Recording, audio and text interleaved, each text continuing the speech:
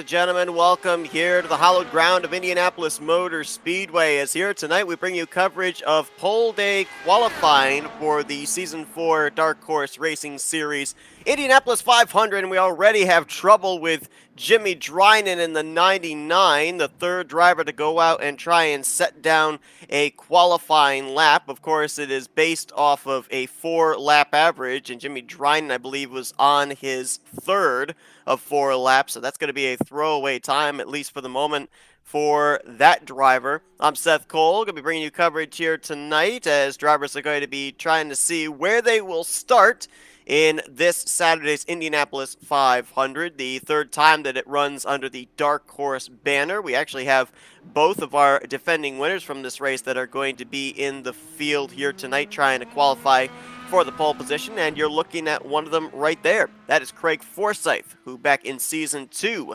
took the checkered flag here at the Indianapolis Motor Speedway. So we'll look and see what Craig is going to be able to do here tonight.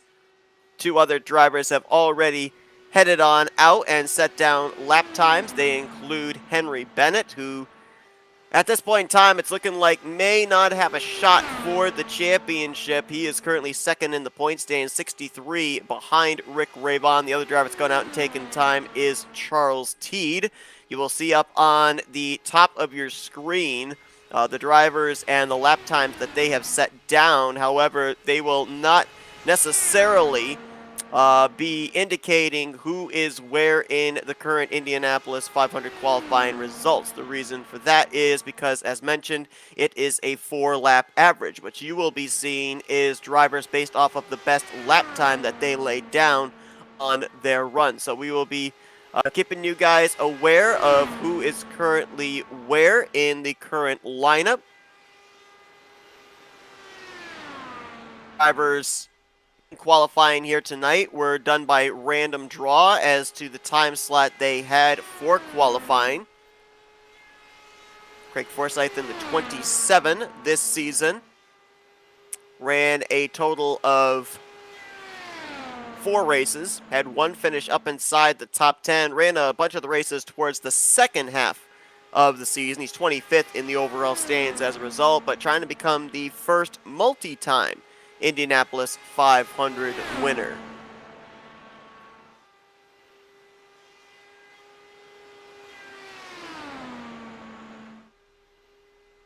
Got a lot of big names in the field here tonight, including our own Scott Rankin. He will be qualifying here this evening as well and taking part in the Indianapolis 500. It's pole day qualifying here tonight. As mentioned last Wednesday night, the Indianapolis 500 will be running this weekend, this Saturday, October the 23rd at 1 p.m. Eastern Standard Time in the afternoon. So be sure to join us for that. All 200 laps here at Indianapolis, and it has brought about some really great finishes in the last 2 seasons, expecting no less here this season, especially with just how competitive this has been this year between drivers like Rick Ravon and Henry Bennett, Nick DeGroot, Matt Wagner, Robert Maleska III. I mean, these guys, they have been mixing it up. There's been a couple of points where we've had multiple weeks where there's been a different driver leading the point standings, but the situation right now looks like all these drivers may have the reins taken off in terms of how aggressive they can be to try and take a checkered flag in the upcoming Indy 500 event, based on the fact it looks like the championship could very well be decided before the green flag even flies. The drop races have been calculated now,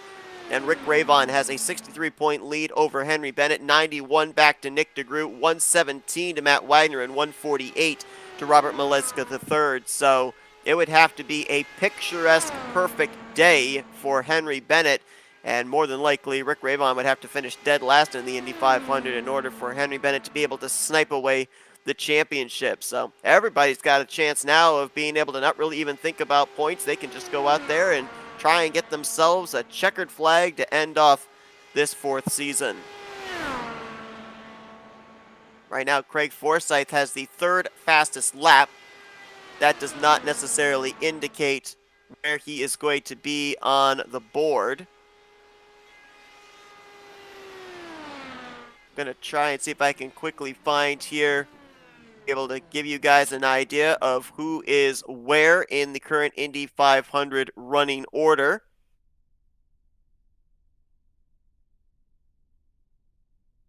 Right now, as things stand, the pole position is held by Henry Bennett with an average of 230.123 miles per hour. Just a tick behind him by about a tenth is where we find second place Charles Teed at 230.016. Third place is Craig Forsyth there with that 4-lap segment, 29 or 229, I should say, 727, if I can say my numbers correctly here. And then Jimmy Drynan, after he ended up wrecking on the completion of his second lap onto his third lap, he was at the time running a 229.022 mile per hour, but obviously a throwaway lap there, and we're going to have to see if he's going to have to subsequently start at the rear of the field or if he will have a chance to be able to go out there and qualify again. Now, as of right now, the last we knew, there were a total of, I believe, 19 drivers that were lined up in time slots here this evening to be able to go out and try and capture the pole position. From about 7:45 onward, it's going to be open for all other entries. And I'm wondering if that might be when we'd see Jimmy Drynan try and go out for a second time to be able to put down a full 4-lap segment. We're looking here at James Watson in the number 39, going to be heading on out there. Watson is going to be making his first start on the season, only taking part this year in the Indianapolis 500, so a complete blank slate for us here. We'll have to see what type of speed he brings to the Indianapolis Motor Speedway.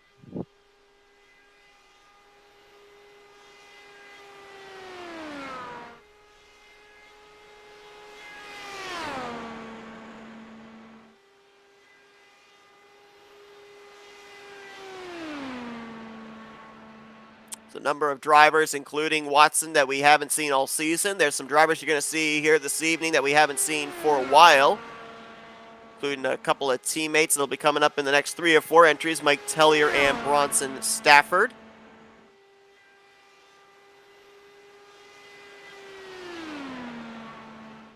Let's take an onboard here with the 39 of James Watson, and just watch the hand motion there on the lower portion of your screen. It's like qualifying for stock cars at a super speedway.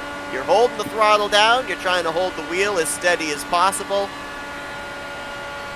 You're trying to see if you can make your way around this racetrack the fastest you possibly can. Now, one thing that I've known about qualifying here in Indianapolis, and I'm going to just double check to see if it's true here, and no, it doesn't look like it is the case. And one thing that I've noticed in previous qualifying sessions is drivers, that the speed tends to taper off from lap 1 to lap 2, then from lap 2 to lap 3, and then lap 4 is the money lap. But if I'm looking right now and using Henry Bennett or Charles Teed as an example, they actually got faster the further they went. Teed went from a 39.150 to a 39.112 from lap 1 to lap 4. Henry Bennett went from a 39.126 to a 39.090. So that's something to keep in mind here too. If I'm not mistaken, I believe last season when we ran the Indianapolis 500, these drivers were out there in the IR18s. This season, they're driving the Dallara DW12. So there is obviously some difference there in those types of race cars, and you have to wonder if that plays a factor into how we're seeing, at least on the charts at this point in time, that the cars are getting faster and faster the more laps that they run here in their qualifying session.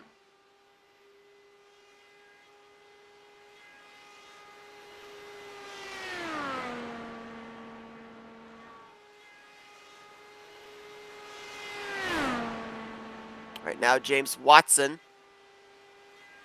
as far as fastest lap, is currently 4th on the board. We will see where he is going to slot in. Right now, he is tracking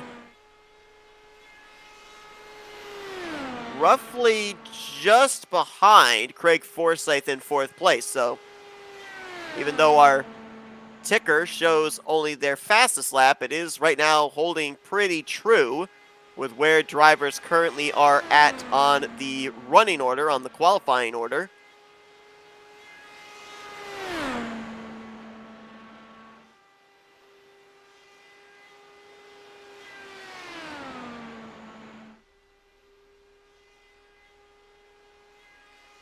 Forsyth coming around, or correction, Watson coming around to complete his final lap. Let's see what he clocks in with.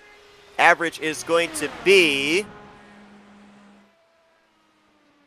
229.590. And so that is going to put him fourth on the board of the drivers that have taken time.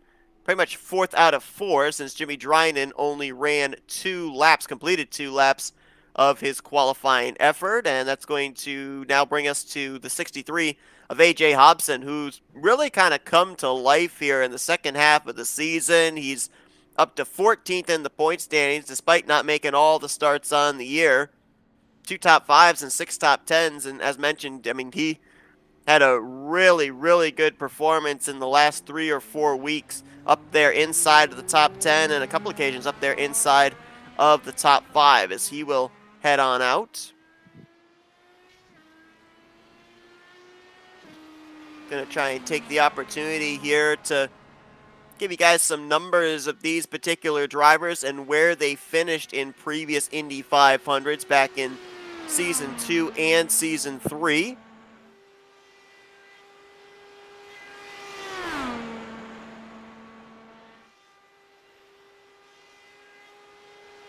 Of course, we know where Craig Forsyth finished back in Season 2.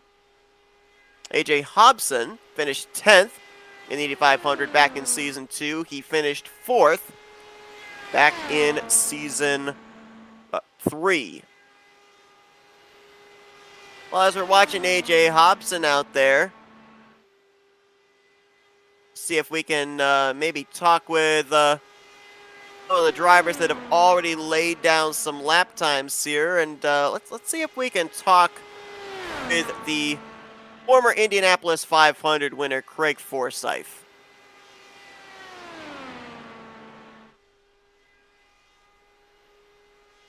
Hey, Craig, it's Seth up here in the FRM booth. You got a moment to talk? I do.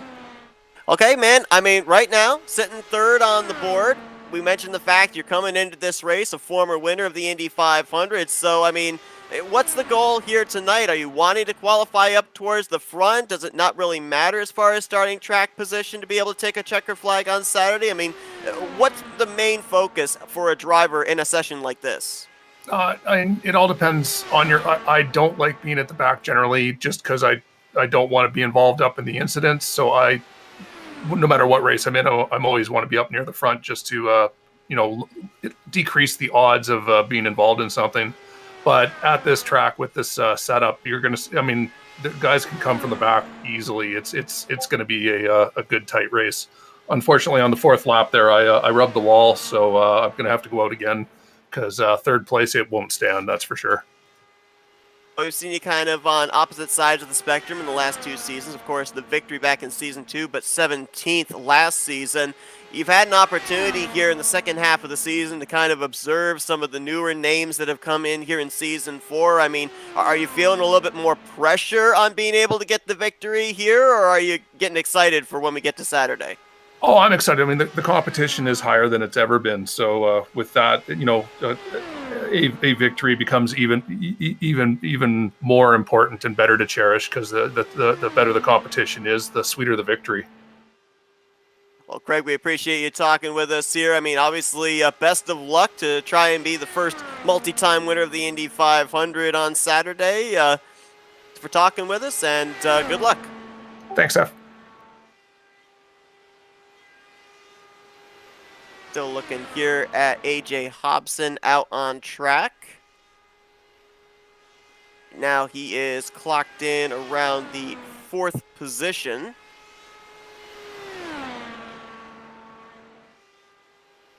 And we will see where he ends up. Actually, now he has just dropped to 5th place. Talking with some more drivers during the course of the evening here as well. Right now, Jay Hobson is currently just a tick ahead of James Watson on the average, just behind Craig Forsyth, who we talked with just a moment ago. About to complete his 3rd lap here, I do believe. In 2 laps of 229.618 mile per hour, and 3rd lap in the books. He actually went up in average there. from a 6.18 to a 6.27.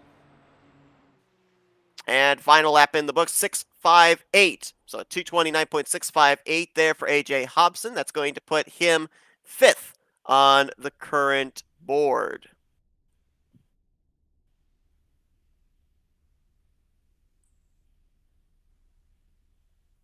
I believe according to our list, next driver we're going to be seeing out there is going to be Jim Brooks. Jim, of course, almost picking up that victory earlier on this season at New Hampshire.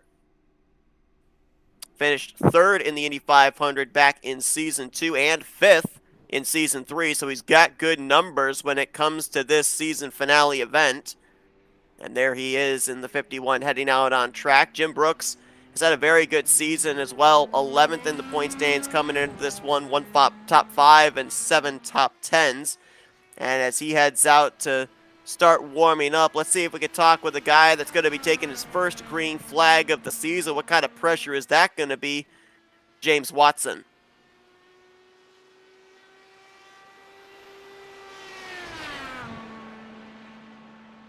Hey James, it's Seth up here in the FRM booth. Got a moment to talk, buddy? I sure do. All right, so big question for you is your start on the season here in the big race on the year, the season finale, the Indianapolis 500. I mean, how nervous are you out there in terms of racing against guys that have been racing against each other all season, or are there no nerves there? Is it just, this is Indy and I'm going to try and go out there and get this checkered flag?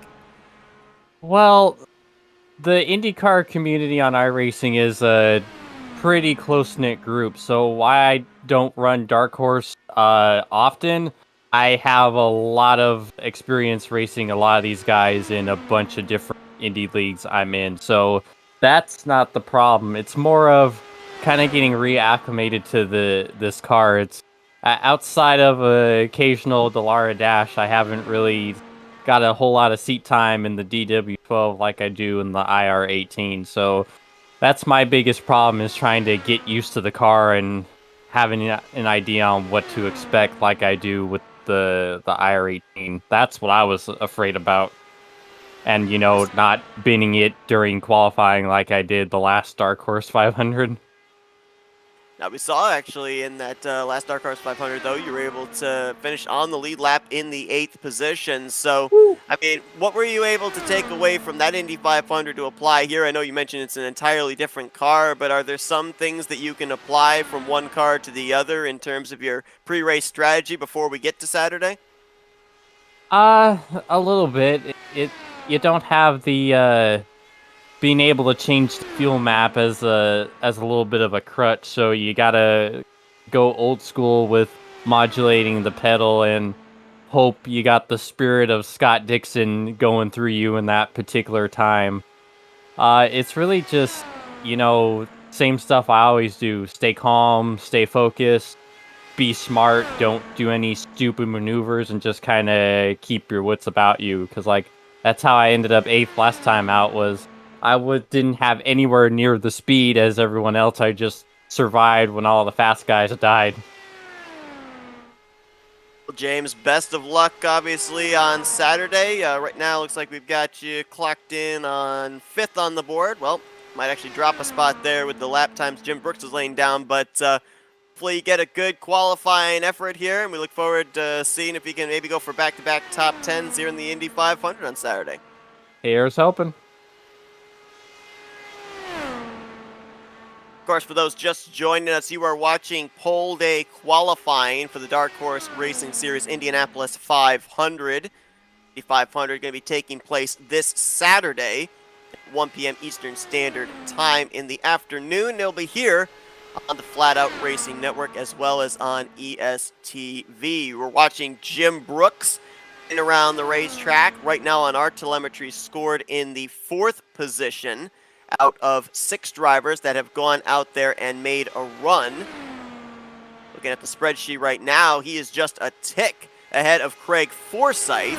Right now, he's got a 229.732 to Forsyth's 727. We'll see if he picks it up or if it drops on the 3rd and 4th lap, because right now he would be projected to be in the 3rd position if he can hold that spot, and it went up 781. So While it only shows him currently 4th on our telemetry, he would actually be currently in line to start 3rd in the Indy 500.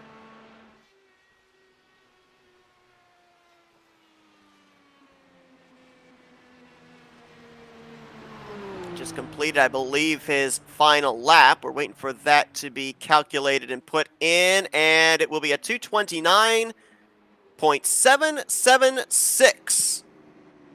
So by about 5/100ths, he will better Craig Forsyth, and that will put him, I do believe, 4th on the board. Correction.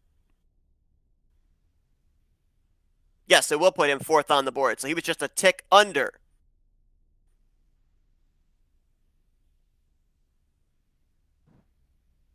Nope, he was a tick over. My apologies. I'm looking at the wrong sheet. So right now he is in 3rd position as they run. And next driver out is going to be Mike Tellier in the 97. It's been a while since we've seen Mike Tellier out on track in a Dark Horse Racing Series event. Last time we saw him was back in the early part of September at Milwaukee.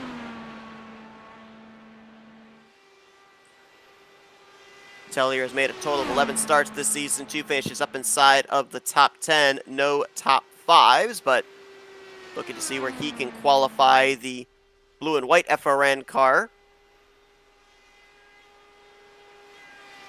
I believe his teammate Bronson Stafford is next up after him.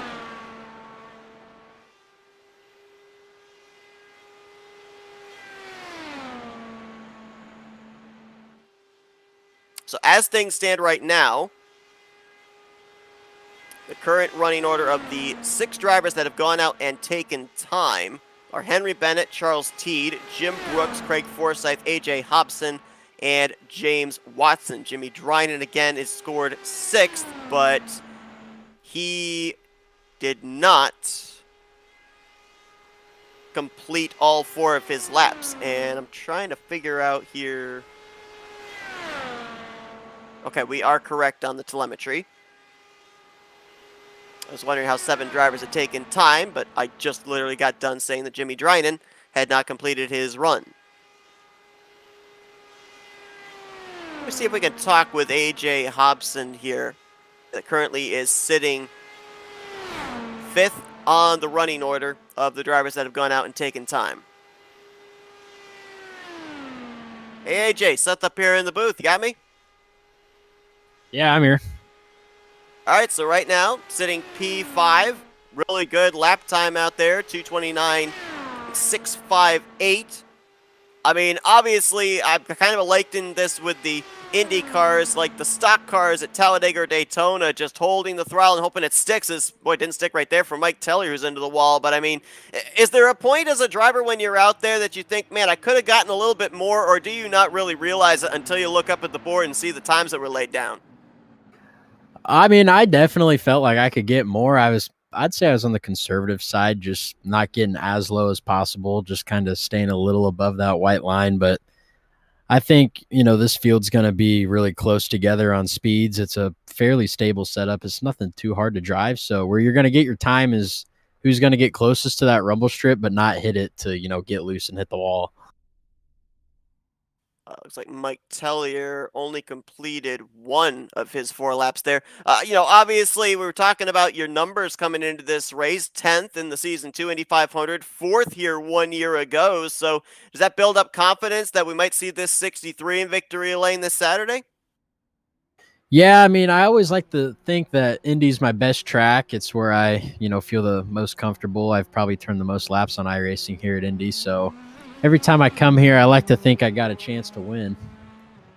Now, we were talking moments ago with James Watson, and he was documenting on the fact 2 entirely different cars being driven here in the last 2 seasons. Of course, the IR18 last year and now the DW12 this season. I mean, has the transition been easy for you? Obviously, we know that you've had some really good runs here late in the schedule. I mean, is that anything that's affected you here in qualifying as opposed to last season? And do you think it would affect you in the race coming up? The only spot I could really see in it affect me or anybody is not being able to mess with the in-car tools and the weight jacker and the roll bars, because you can do that in the IR18, but the DW12 you're not able to with the fixed setup. So I think that's kind of where the transition would be a little different for some guys. AJ, obviously, best of luck to you on Saturday. Going to be looking forward to seeing if you can close out the season with a W. Best of luck. Thank you. Tough break there we saw from Mike Tellier getting into the wall off of turn number 2. And so a throwaway qualifying effort for the driver of the 97. As mentioned, he only got 1 lap of his 4 in at that point in time and was en route to a 229.369 average lap time, which would have still put him 7th on the board of the 7 drivers. And we're looking here at his teammate Bronson Stafford. Stafford kind of the same deal as Mike Tellier. It's been a while since we've seen him in the race car. It was a guy that was up inside the top 5 in the point standings for a good portion of the first half of the season. He made his last start at Milwaukee as well. But very, very good numbers before we saw his departures. 11 starts, 6 top 5s and 8 top 10s. And as mentioned, his consistency with his first time in the series was looking like he could very well have been a contender for the championship by the time we got here to Indy, but missed a number of starts near the second half of the season.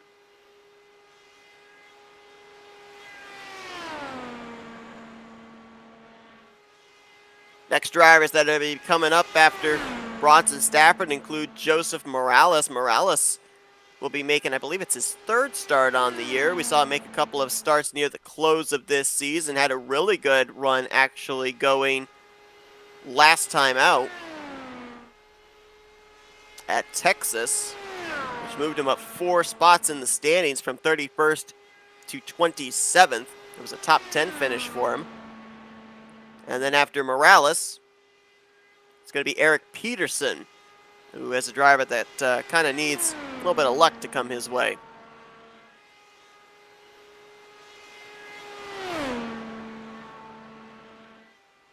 Right now, Bronson Stafford on our telemetry has the 7th fastest lap.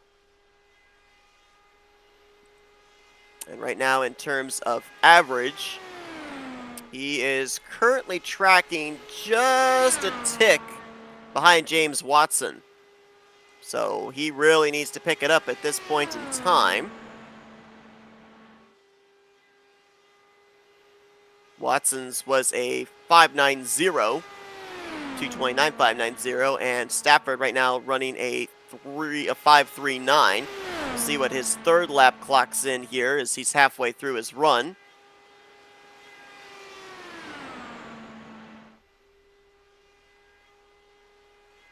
So question marks on Mike Tellier and Jimmy Drynan if they are, after all the drivers in the respective time slots have completed their runs, if they will get to go out and attempt another try at it.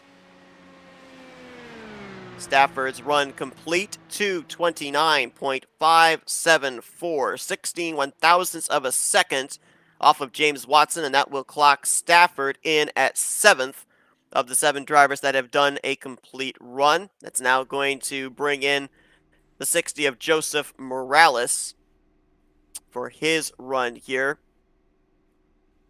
As mentioned, Morales 2 starts on the season, 11th place run at Phoenix, and then last week a 9th place finishing result, and both of those results just inside and just outside of the top 10 are from starting positions outside of the top 15. 18th place starting spot at Phoenix and 20th, picked up 11 spots from his starting position at Texas to finish in 9th place.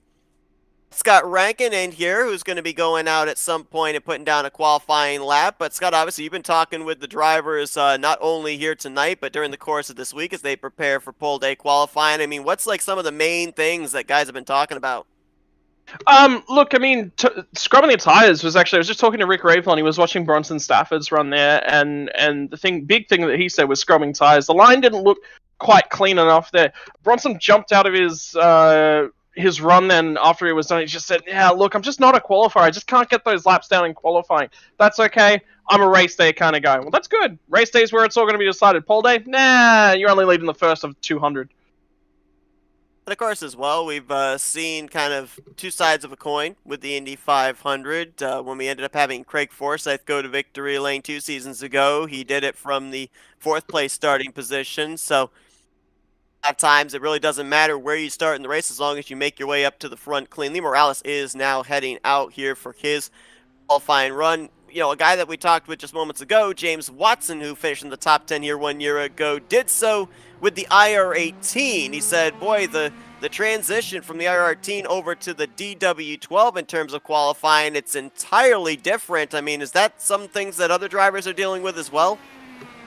Yeah, look, I mean, it certainly is. One of the biggest factors of transitioning to the IR18 is you just get all these switches, you get all these little dials, all these options to sit there and really dial your car in. Car's not turning into the corner, that's okay. Don't need to back up the corner entry. You can just add some weight jacket to it. That'll help the rear rotate around. Maybe it's something that you want to do with the anti-roll bars. You really want to transition where the balance of the car is and how pointy it is. Maybe there's some brake ballast, fuel mix. You get all these options. The DW12, you have zero. It's all on the driver. You want to fuel save, you got to roll out of that right foot. That's the only way you can fuel save. You want to get more point in the car? Well, you're going to have to back up your corner entries. All right, so probably the big question everybody would want to know tonight, obviously with qualifying, in order to get the most out of your car, you've got to be smooth. So how many milkshake references have you been working on here for this session? Tell you, Seth, the drivers up there, they better be ready, because come race day, I'm going to be sitting up there with them, which is a first for me. I've never driven this DW12 in a race-style scenario. In fact, I haven't done a test lap yet, so I'm really worried about my qualifying session. Milkshake references, they're about the only way that I've prepared for this one, so, you know, I've got about 50 ready to go. Well, if you get the pole, though, that'll be the proverbial cherry on top, so to speak. I see you've been practicing as well. No, you know, you converted me. You've converted me to the milkshake clan. Morales continuing to make his run. Right now, he is scored 10th on our telemetry. Right now, based off of the lap times, I believe he's just completed his first lap. They haven't put it onto the scoring just yet. Let you know where he's currently at once those numbers do come up. Has there been a lot of emphasis for drivers in terms of starting up at the front? Because when we talked with Craig Forsyth, obviously mentioned that when he won the Indy 500 back in Season 2, he said, I just don't want to be in the middle of the pack. Is there that kind of feeling all up and down the board for these guys, or are there some that really don't care if they start towards the rear? There definitely are some that don't care. So the way that the Indy 500 works, I mean, it's an endurance race. So this is definitely my bread and butter. This is definitely where I feel comfortable. In terms of things, what you need to know is that you've got to get to the end of the race. If you're not there, then you're never going to be able to finish the race, and that's the most important part. However, there is a benefit to starting up near the front. We've seen over the regular season, actually, the one guy I think who's made the biggest and the best run of things has been Robert Malesko in the races that we have seen him in.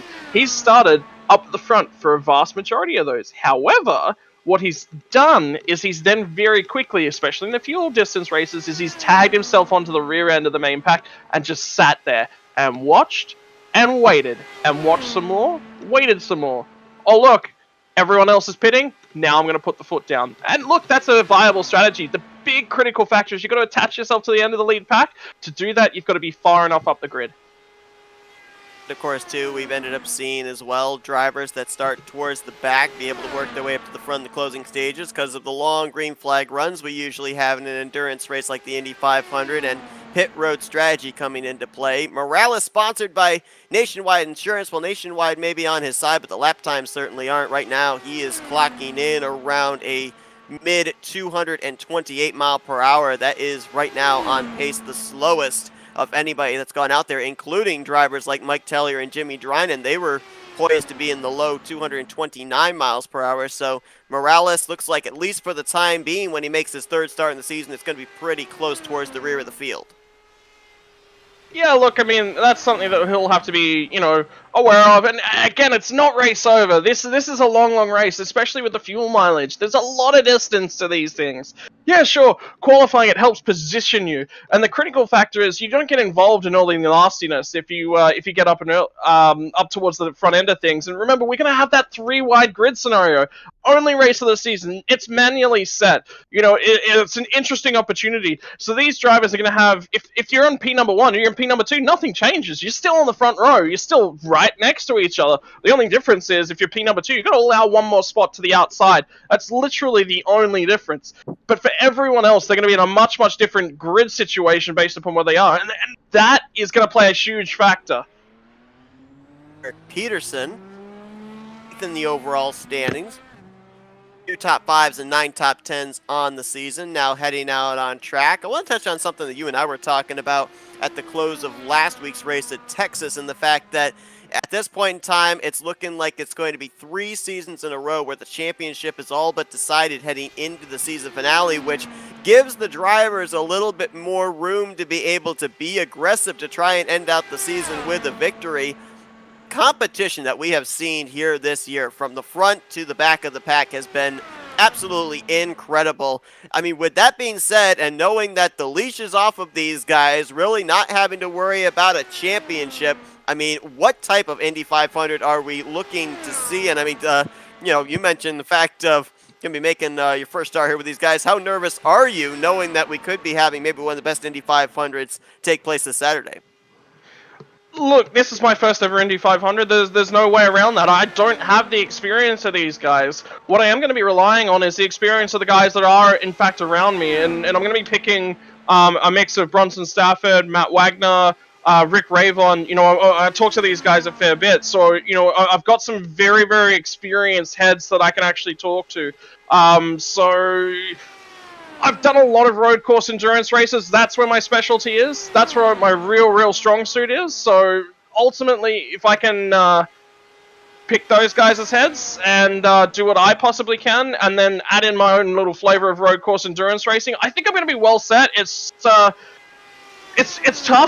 and an Indy 500 is so different to anything else that you do because of the mileage in an oval car and the speed differential. So look, it's going to be a unique experience, and that's what I signed myself up for, and that's what I'm looking forward to. We're going to be seeing I'm going to put this in air quotes, but it's almost all but confirmed, eventual champion Rick Ravon on track in the next couple of entries. But interesting thing in the last 2 seasons is that the driver that came into the Indy 500 looking like they were going to wrap up the championship has not won the Indy 500. Nick DeGroot won it back in Season 2, but Forsythe took the Indy 500 victory. Of course, last season it was Maleska III that won the championship, but Matt Wagner took the checkered flag at the Brickyard. And so, if you're Rick Ravon, I mean, are you feeling the pressure? Because you'd love to be able to end off the season with an Indy 500 victory and the championship trophy, but there's a lot of other guys that are going to be gunning for that victory as well. I don't think you'll be nervous. I actually think, it's exactly what you said earlier. Effectively, the pressure's laid off. The championship's decided. Nothing can happen here that can change that. So instead of it being a race where the nerves are certainly high, all of a sudden it just becomes this relaxed social get-together with a whole bunch of friends, and that's the critical aspect, and that's what Dark Horse really want to see out of their racing, and it's something that certainly breathes true. And then it sort of goes away in the mid-season as the heat of the competition comes up a mile and a half. So, look, I mean, for Rick, he's going to sit back, he's going to enjoy himself, and it's going to be as if nothing ever happened. There's no championship fight to worry about. It's just an Indy 500.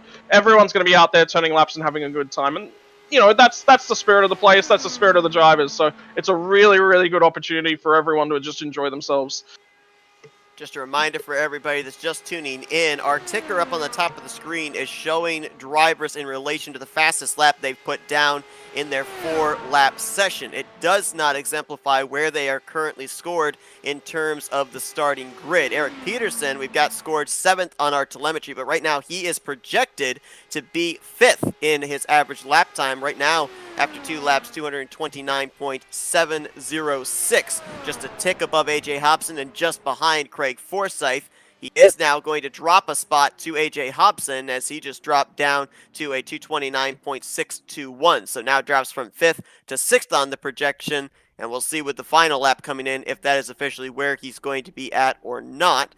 He should be, I believe, just ahead of James Watson, so I think he will be P6 currently of the now 9 drivers that have gone out and laid down a 4-lap average. Yeah, and look, I'm going to be honest. I was at a work meeting this morning. It's I know it's evening for you guys and whatnot over there. I missed my run, so I'm at the tail end of the field. So I'm going to be sitting here. I'm patient. I'm nervous. This is my first laps in Indy. I haven't done any practice laps yet. I'm trying to squeeze them in now. So look, it's difficult. It's tricky. There's a lot to pick up. You're out there on the track on your own. There's not a lot of times where you're out on a racetrack on your own. You've got to make sure that every single corner is driven absolutely perfectly. Normally when you're in race mindset, you're looking around, you're picking up, you're taking signals from the other drivers around you. You're learning little bits and pieces out of that, and you're going to improve based upon that. The drivers don't have that opportunity here. They're literally watching they might be sitting in their cockpit. They might be learning from them in that vein of things. But that's about all they've got to go on. Looking at Nick DeGroot, the Season 2 champion. Comes into this season finale 3rd in the overall standings. 11 top 5s and 14 top 10s in the races he's taken part in this season. 91 points back from a bid to be a 2-time champion, so mathematically not going to be able to do so. But one thing that he has never done here under the Dark Horse banner is win in Indianapolis 500. So you have to wonder if maybe it might be his time. Of course, he was the runner-up here back in Season 2 to Craig Forsyth. Missed out on taking that checkered flag by 52 one-thousandths of a second after leading 94 of the 200-lapper. And look, I mean, that right there says to me that he's got the pace to do that. Whether or not he's able to pull that off come race day, again, the Indy 500 is just such a unique race. There's nothing else like it, really. Fuel-saving strategies. Each of these drivers have their own way that they go about that. That's something so unique within sport. If you ever have to kick, if you're a kicker in a football team, most of those guys are going to say, yep, look, the way to do it, you set the ball up, you line it up, you come in, you swing your leg, you're going to do it in this specific format, and that's how you'll get the most out of it. That's about it. You can't really change too much about kicking a ball. There's not much you can really do about that. But each of these guys save fuel. They approach corners differently. Their mindsets are different. How many cars am I looking to overtake? What's the largest distance I want to be hanging off the tail end of the lead pack? What's my go lap? All of these laps, all of these numbers, all of these metrics, they're impossibly different. Formula One teams run race simulations the entire time. From the day that they show up at the track for their first practice session, they send the cars out, they get data, they start analyzing, they start projecting race scenarios.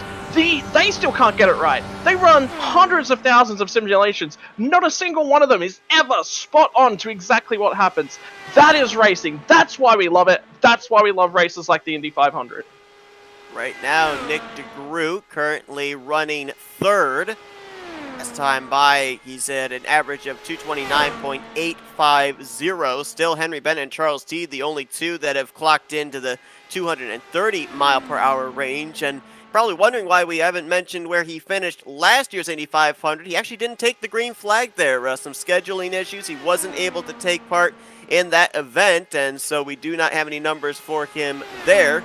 So only that runner-up finish in the Indy 500 back in Season 2 is the only start that he has made here in the season finale. Come around here and complete his 3rd lap, I do believe this is.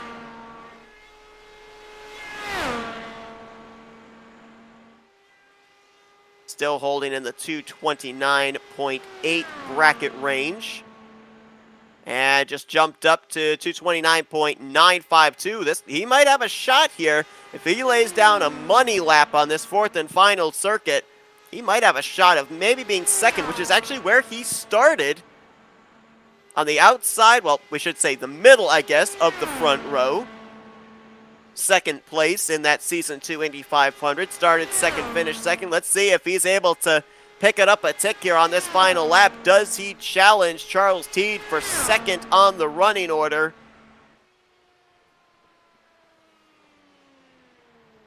And he does not. Oh, man, he was close. Charles Teed's 230.016 holds up against Nick DeGroot's 229.931. So right now, Nick DeGroot sits third on the board. Jim Herrick is the next one to head on out. Herrick this season, 2 top 5s and 6 top 10s. 13th in the overall standings. His best finish on the year was a 4th place run, which we saw a couple of weeks ago at the road course of Long Beach.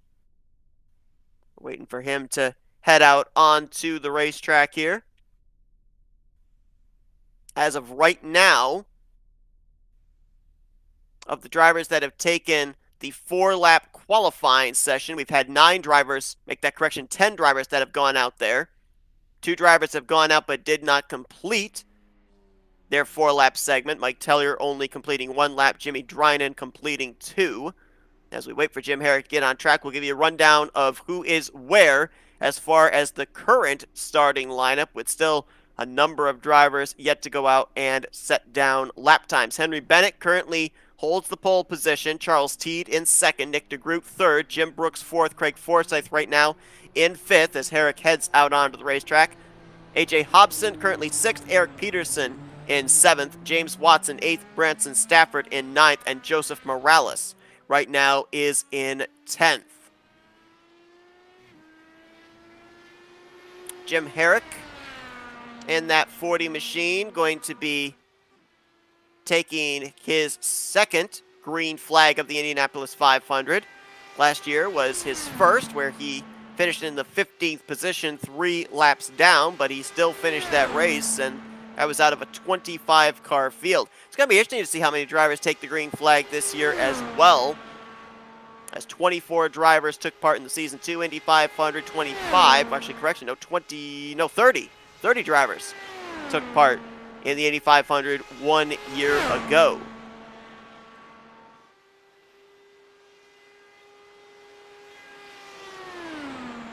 Once again, you're watching pole day qualifying for the Indianapolis 500 for the Dark Horse Racing Series presented by Troy Lee Designs. Tonight we set the starting lineup. Saturday, we run the race. This Saturday, October 23rd at 1 p.m. Eastern Standard Time in the afternoon, exclusively here on the Flat Out Racing Network. Hope you guys join us for the exciting 200-lap season finale, where we will not only have a driver kissing the Art of Bricks, but we will have a driver hoisting the championship trophy at the conclusion. Also got some great racing coming up here in the course of this week and next week. This Saturday, got the Indy 500. Next Saturday at 8 p.m. Eastern Standard Time, the date's been set for the 7th annual NSRA Holodega special event at Talladega Super Speedway. You will enter 2003 event, and you will be seeing the action as there's a big field signed up for that one. And it's going to be some exciting super speedway racing. I hope you guys will join us for that. That's going to be on Saturday, October 30th, 8 p.m. Eastern Standard Time. Jim Herrick down here on lap number 2. Right now, Herrick. Well, we don't know where he's scored at the moment. Lap times have not come in just yet. He scored 9th on our telemetry right now. He's got the 9th fastest lap with a 39.191. That is below Eric Peterson and AJ Hobson. So right now I would say that he is projected somewhere around the 8th position as the numbers are now coming in.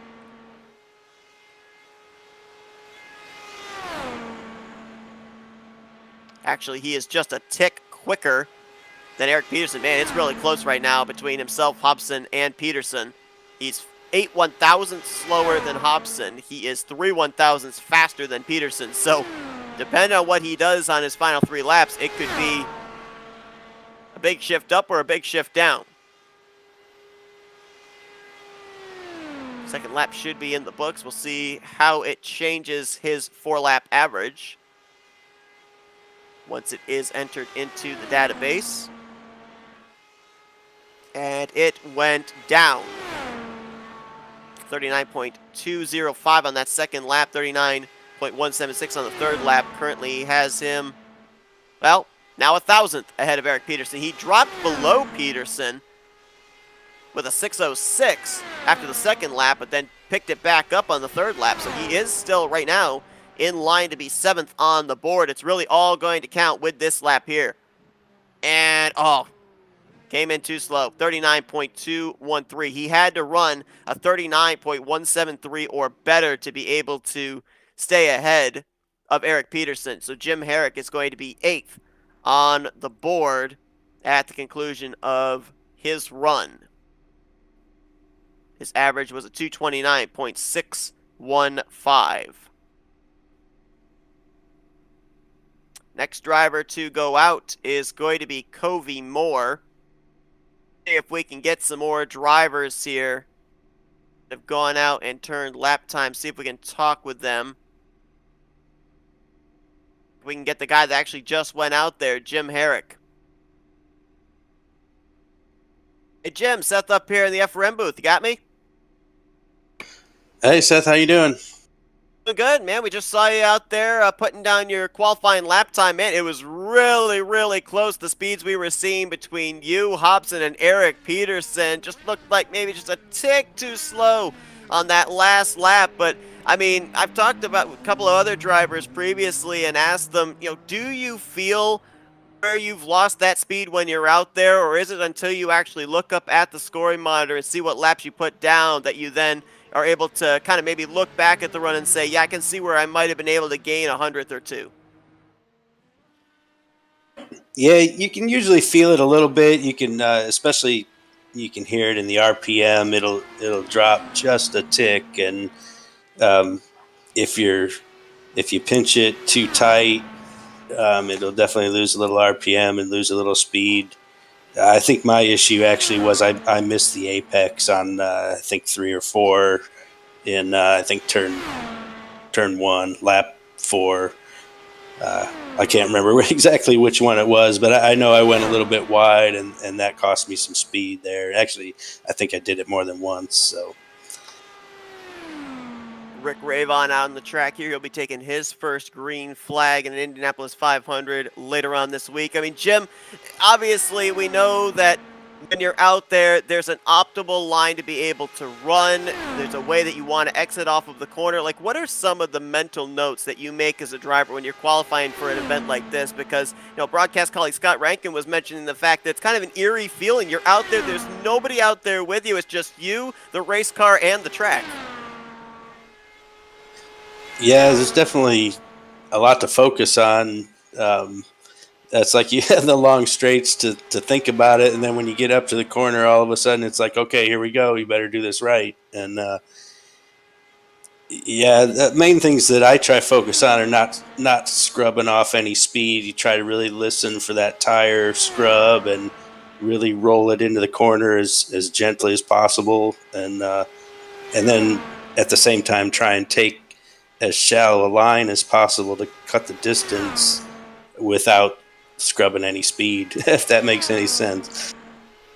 All right, so let's ask the big question. Obviously, the Indy 500 to cap off the season this Saturday. What are you looking at as far as your chances? Because we've seen you've had some really good runs on the speedways this season.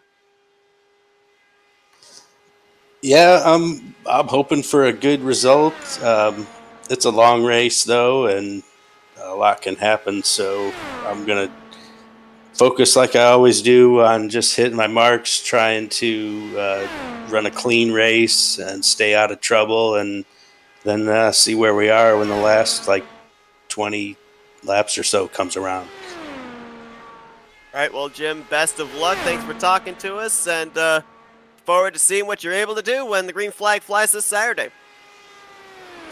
Right on. Thank you much. Right now, Rick Ravon out on the racetrack as mentioned. Again, a driver that looks like he is going to have the championship all wrapped up when the green flag flies here this Saturday. Ravon has had an unbelievable season. 5 trips to victory lane, tying him for most this year with Henry Bennett.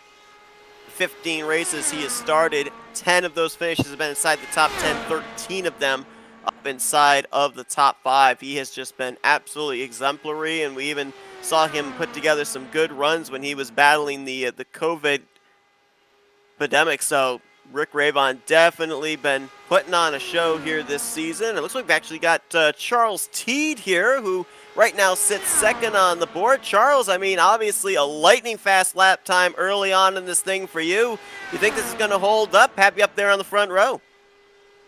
No, those two are wrapped around me there. Nick and Henry are both ridiculous. I mean, Henry probably won't have to go again. That is as fast of a lap as I've done in practice. I could see Nick going again because I think he left a little bit out on one lap that I could see him going and closing the gap and getting right to Henry. But I think I'm for sure in the top 6, so we'll take it and go race with him. I'm not going to go out again. I can't see a reason why. But I wanted to thank you guys for doing this today, to let everyone who's around the country and around the world watching qualifying to be able to join in and watch that aren't on iRacing. So thank you so much for putting this on. I know it gets long and tedious, but we're having a ball. Everyone's having a ball doing this today. So it's close to the real thing. Not a problem. Now, one thing that we can have you down here, since you've actually been one of the guys officiating out there, getting everything organized, to have these guys go out there in pretty orderly fashion and keep this thing rolling. What's the situation for guys like Tellier and Jimmy Drynan that we saw not be able to lay down their full 4 laps? Are they able to have a second try when everybody's out there and complete their times? Yep, so everyone's going to have 3 full opportunities. So there's folks that didn't even make their first run. This is going to go for several hours, so people that didn't make their first run are going to still be able to go out and get 3 full runs if they need them or want them. However, once you declare that you want to go for a second run, you forfeit your prior time. So that's why I can't see a reason why I would ever get rid of where my time is, because that's going to be in the top 6 to go try and throw a miracle haymaker at Henry, or if Nick goes out again. So, but the guys that wrecked or had a problem, absolutely to go out again and improve their time to put 4 good laps down. Obviously, here this season, the level of competition we've seen all the way through the field, it's got to put a big smile on your face. And so how anxious are you to see what these guys are going to be able to do when you turn them loose for 200 laps on Saturday? Well, we worked on the setup the last couple of days to really kind of bring a different type of race than we've had here. This car drives so well. The way this car is set, it's set for an Indy 500 pack kind of race. So these cars are going to be on top of each other. The passing, the drafting is going to be outstanding. It does get a little bit loose at the end of a run to where people are going to have to move up the track. But I think everyone that's going to watch this and be a part of it is going to have a ball. And we're putting together another bonus for not only for the championship, but for anyone that is able to finish the race with a 0x with no incidents. There's a $100 bill for him to go win this thing. So thank you guys for all you do at FRN there, Seth. And we're hopefully put on a really fun, great race on Saturday. Not a problem. That's Charles Teed right now sitting second on the speed charts. Hopefully we'll see this hold up, and obviously best of luck to you on Saturday as well. Try and pick up the Indy 500 checkered flag. And feel free, Seth, to grab anyone in any channel, pull them up and talk to them at any point other than Peterson. Okay. Got it. Thanks, buddy. Peterson's even busier than we are down below, so thank you. I just wanted to stop in and say hi. I never get on these anymore because I never finish in the damn top 3. Well, it's good to be able to Thanks, talk buddy. to you. Maybe we'll talk to you in Victory Lane next week, That's too. the goal. On Saturday night, we're going to win this son of a bitch. There you Talk go. to you soon. Bye. All right. Looking here at Jimmy Drynan back out for a second time. Only was able to put down 2 of his 4 laps the first time out. We just talked there with Charles Teed, and he said that both Drynan and Mike Tellier, who were not able to complete their runs. They are able to fill in a time slot of somebody that may not have shown up, and they were slotted in, and so giving them an opportunity to be able to go out there and get themselves qualified for the field. The drivers that are going to be on cue, it looks like Brandon Passalacqua. There's a name from the past. We saw him run last season quite a number of races, but he is yet to make a start this season.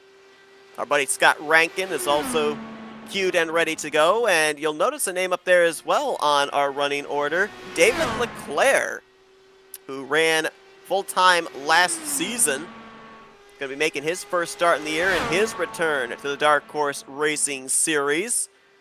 And he will be going out there and trying to qualify here for the Indy 500. Leclerc has not fared well in the Indy 500 his past two starts. 24th back in Season 2 and 25th back in Season 3. So certainly obviously looking for some better luck as Jimmy Drynan. Big issue there for the 99. I believe, did he complete all of his laps? I'm not certain if he did or not. We'll double check on that. I don't think he did. So he may have to go out there and try yet again. And we'll see who that's going to be. That's going to be coming out next. Believe it's going to be Brandon Passalacqua. A couple of drivers that have missed their time slots, and we may see them a little bit later on tonight, include Matt Wagner, Gail Brooks, and we've got Jeff Hysong, who's going to be coming out on the track momentarily as well. Here comes Passalacqua in the 21. Now we can see on our end drivers that are putting their names back in for a chance to go back out and run another attempt. Those drivers at this point in time would include Craig Forsyth, Nick DeGroot, AJ Hobson, Jimmy Drynan, and Rick Ravon. They all want to go out a second time. And as we heard there from Charles Teed, one of the officials here tonight, they go out there, the lap times that they set down, they are immediately erased, which is interesting because you've got Nick DeGroot and Rick Ravon currently slotted in at 3rd and 4th in the starting grid. They feel they can do a little bit better. They are pole-seeking here tonight, feeling that they can top the Henry Bennett lap time, the average of 230.123 miles per hour.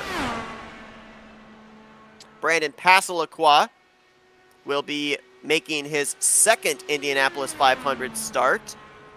He ran this event back in Season 2, where he finished in the 7th position after starting back deep in the field in 20th place. So he will be trying to see if he can maybe better that with a top 5 run. He didn't lead any laps in that event, but he did finish on the lead lap. And we will see what he's going to be able to do. Obviously, for a lot of these guys, names that we haven't seen for a while doesn't mean that they are unfamiliar to this style of racing or that they've been away from driving these Indy cars somewhere else. It just means that they have not been making starts under the Dark Horse banners. So, when we talk about someone making their first start or their first start in a long time, it doesn't mean that they're coming in as a complete rookie. They're going to be able to hold their own when green flag flies on Saturday. Well, Seth, just think of the big difference that some of these guys have where they end up running the Area 51 IR18 league.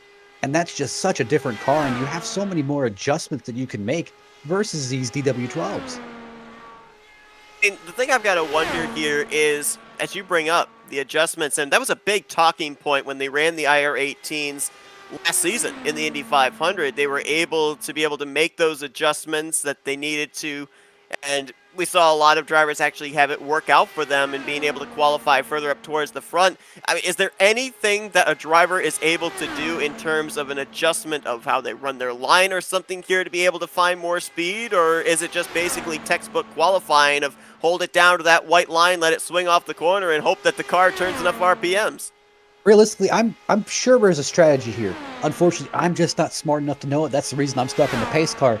But realistically, there has to be a strategy, and you're going to have to use draft to your advantage. It's going to be like some of the other flat half-mile tracks we've seen this year, just ramped up a lot faster. Think of New Hampshire in a way where line and draft were so dependent, and they're so vital for you to pass. But at New Hampshire, we were heavily braking and we were very slow in the corners. Here, we're almost never lifting. If we do a GoFundMe, how much would we have to pay you to kind of pull a Richard Petty and actually try and race the pace car against the Indy cars when the green flag drops? Well, I was trying to convince the Dark Horse admins to let me race or at least trying to qualify the pace car into the show. But unfortunately, I don't think I would meet the 200-mile minimum requirement at the line. Oh man, do it for Brett. Yeah, I'd say if it let me drive the old COT, I think I can probably hit about 210 at the line. Don't think I'll make that first corner, but I'll make the line. Well, let's put it this way: you'd make the first corner, but you'd also bypass it into the stands. Hey, splash though. That's right. Get a test of how durable the catch fence is. Hey, gotta test Mr. Penske's improvements here. Absolutely. Right now, Brandon Passalacqua en route to be, I believe, out of the 12 drives that have gone out, he would be scored in 11th.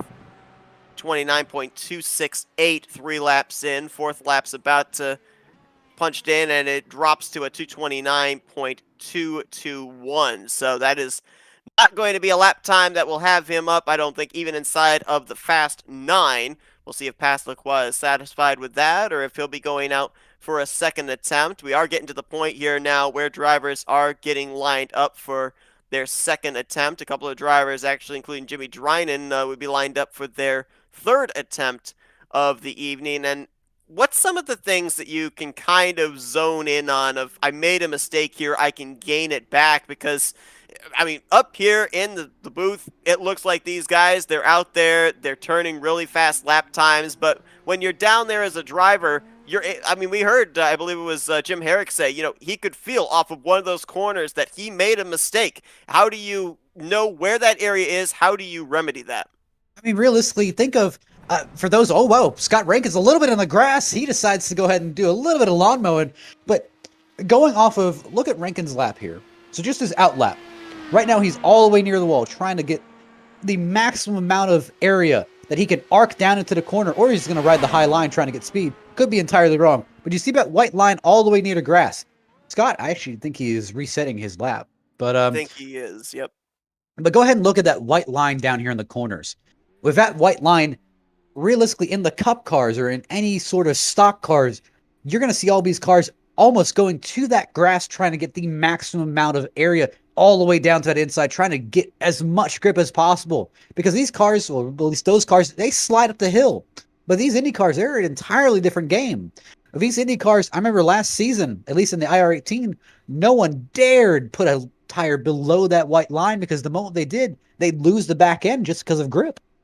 I have not seen this season's DW12, but at least in my little bit of testing, I've realized that you could kind of push the limit on that white line, but the car definitely felt a lot more uneasy after doing that.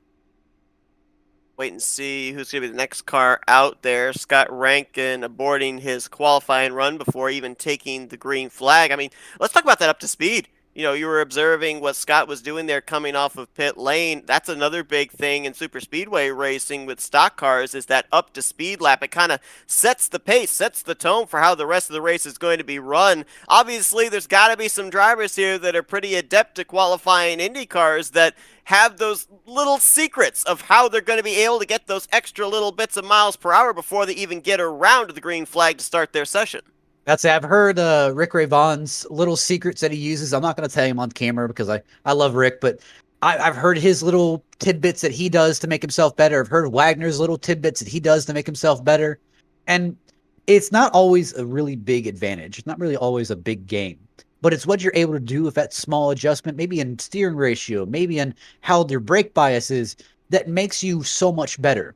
And how you feel and how much you trust the car, because you can have the best handling car on the racetrack, but if you have no confidence or no practice or no laps in it, you're not going to push it. And you're not going to push it that hard. You're going to really be conservative and make sure you don't wreck. Where here's the thing, you could be 100% confident in your car, but your car can't handle, or if anything, you're going to plow into the wall next corner. Waiting to see who the next driver in the queue is going to be. If you look back at the last two Indy 500s, they have been nothing short of exciting. Now, obviously, we had Season 2 Indy 500 end under the caution flag. But let's remember how we got to that point. When Craig Forsyth won that race, the caution flew just moments after he made a 4-wide move on the front straightaway to get the race lead. The wreck took place. He was able to come around, take the checkered flag. So if that theoretically was what decided the race, it definitely was an exciting finish. And then last season, we actually did finish the race under green flag conditions. 18 one-thousandths of a second. Matt Wagner able to edge off Henry Bennett. So no doubt about it, even though this is a place where it's the season finale and the championship is decided, it's the Indy 500. It's the big one on the year, and it does not disappoint. Absolutely. And a lot of these guys, they just count down the calendar to get to this race where, I mean, here's the thing. Anyone can win Auto Club. Anyone can win New Hampshire. Anyone can win Michigan. But this is really a matter of endurance. You have to be perfect to win a 200-lap Indy 500. And your strategy has to be perfect. Your plans have to be perfect. You have to plan this perfectly. And just getting the opportunity to fight for the win in one of these things, it is so vital and so hard to do. I mean, ask our colleague Bronson Stafford. He last season made a run at this race. And man, someone that had so high hopes going in ended up coming away with, I think, maybe a top 5, top 10.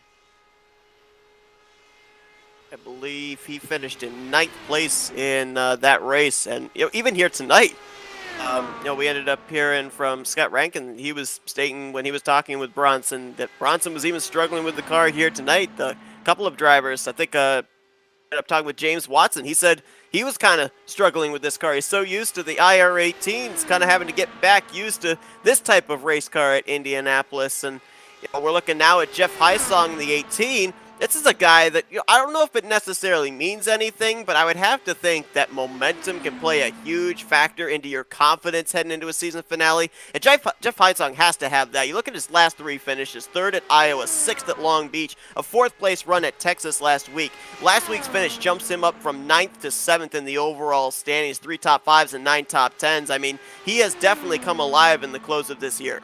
Confidence is just so vital for all of these drivers. I mean, here's the thing. If you're really on a down note, you're not really looking for all that much. Yeah, you're maybe taking big swings, but you tend to be more conservative if you're kind of down in your luck. I mean, like, man, I just really want to finish. I need this good finish to kind of rebound. But here's the thing. If you're extremely confident, you've had a lot of the last few good races. I mean, you're ready to swing for the fences. Let's try to win this thing. Let's take a gamble. Let's do this. As we have our, looks like our colleague, Scott Rankin, looks like he pulled off the helmet and hopped out of the car. You want to tell me what happened there on the exit of pit road? Yeah. I just I made some adjustments. So I was talking to a few of the guys, and they said, Adjustments. Look, no, So you're gonna be Bill and Indy for that grass you cut, right? No, actually, yeah. You look, it's the most expensive grass cut in the world. Can you just pay me $100 million? I'm gonna need a program to fire this up for next season, right? I can't remember what IndyCar driver did that, where he cut the grass, like, I think about 50 feet, and he billed Indy for those 50 feet that he cut off in front of the IR18.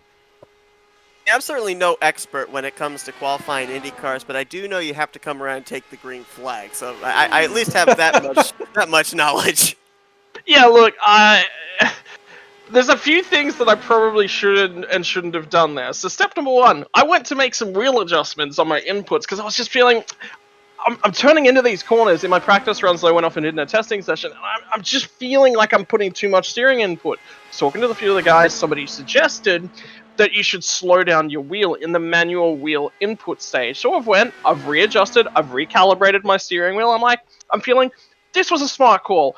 I'm going to be able to be a lot more smooth with my steering inputs. I'll have to turn the wheel a fair bit further, sure, but that means that for each little degree that I'm turning the wheel, the front wheels are turning a lot less. It means I'm putting less heat through the tires. It means I'm a lot smooth. A lot of speed with these things gets scrubbed off by the steering input that you actually put in, so that's where you're losing a lot of the time. So that's what I was looking for. I was looking for a better lap time. Unfortunately, that makes the steering wheel go very, very light.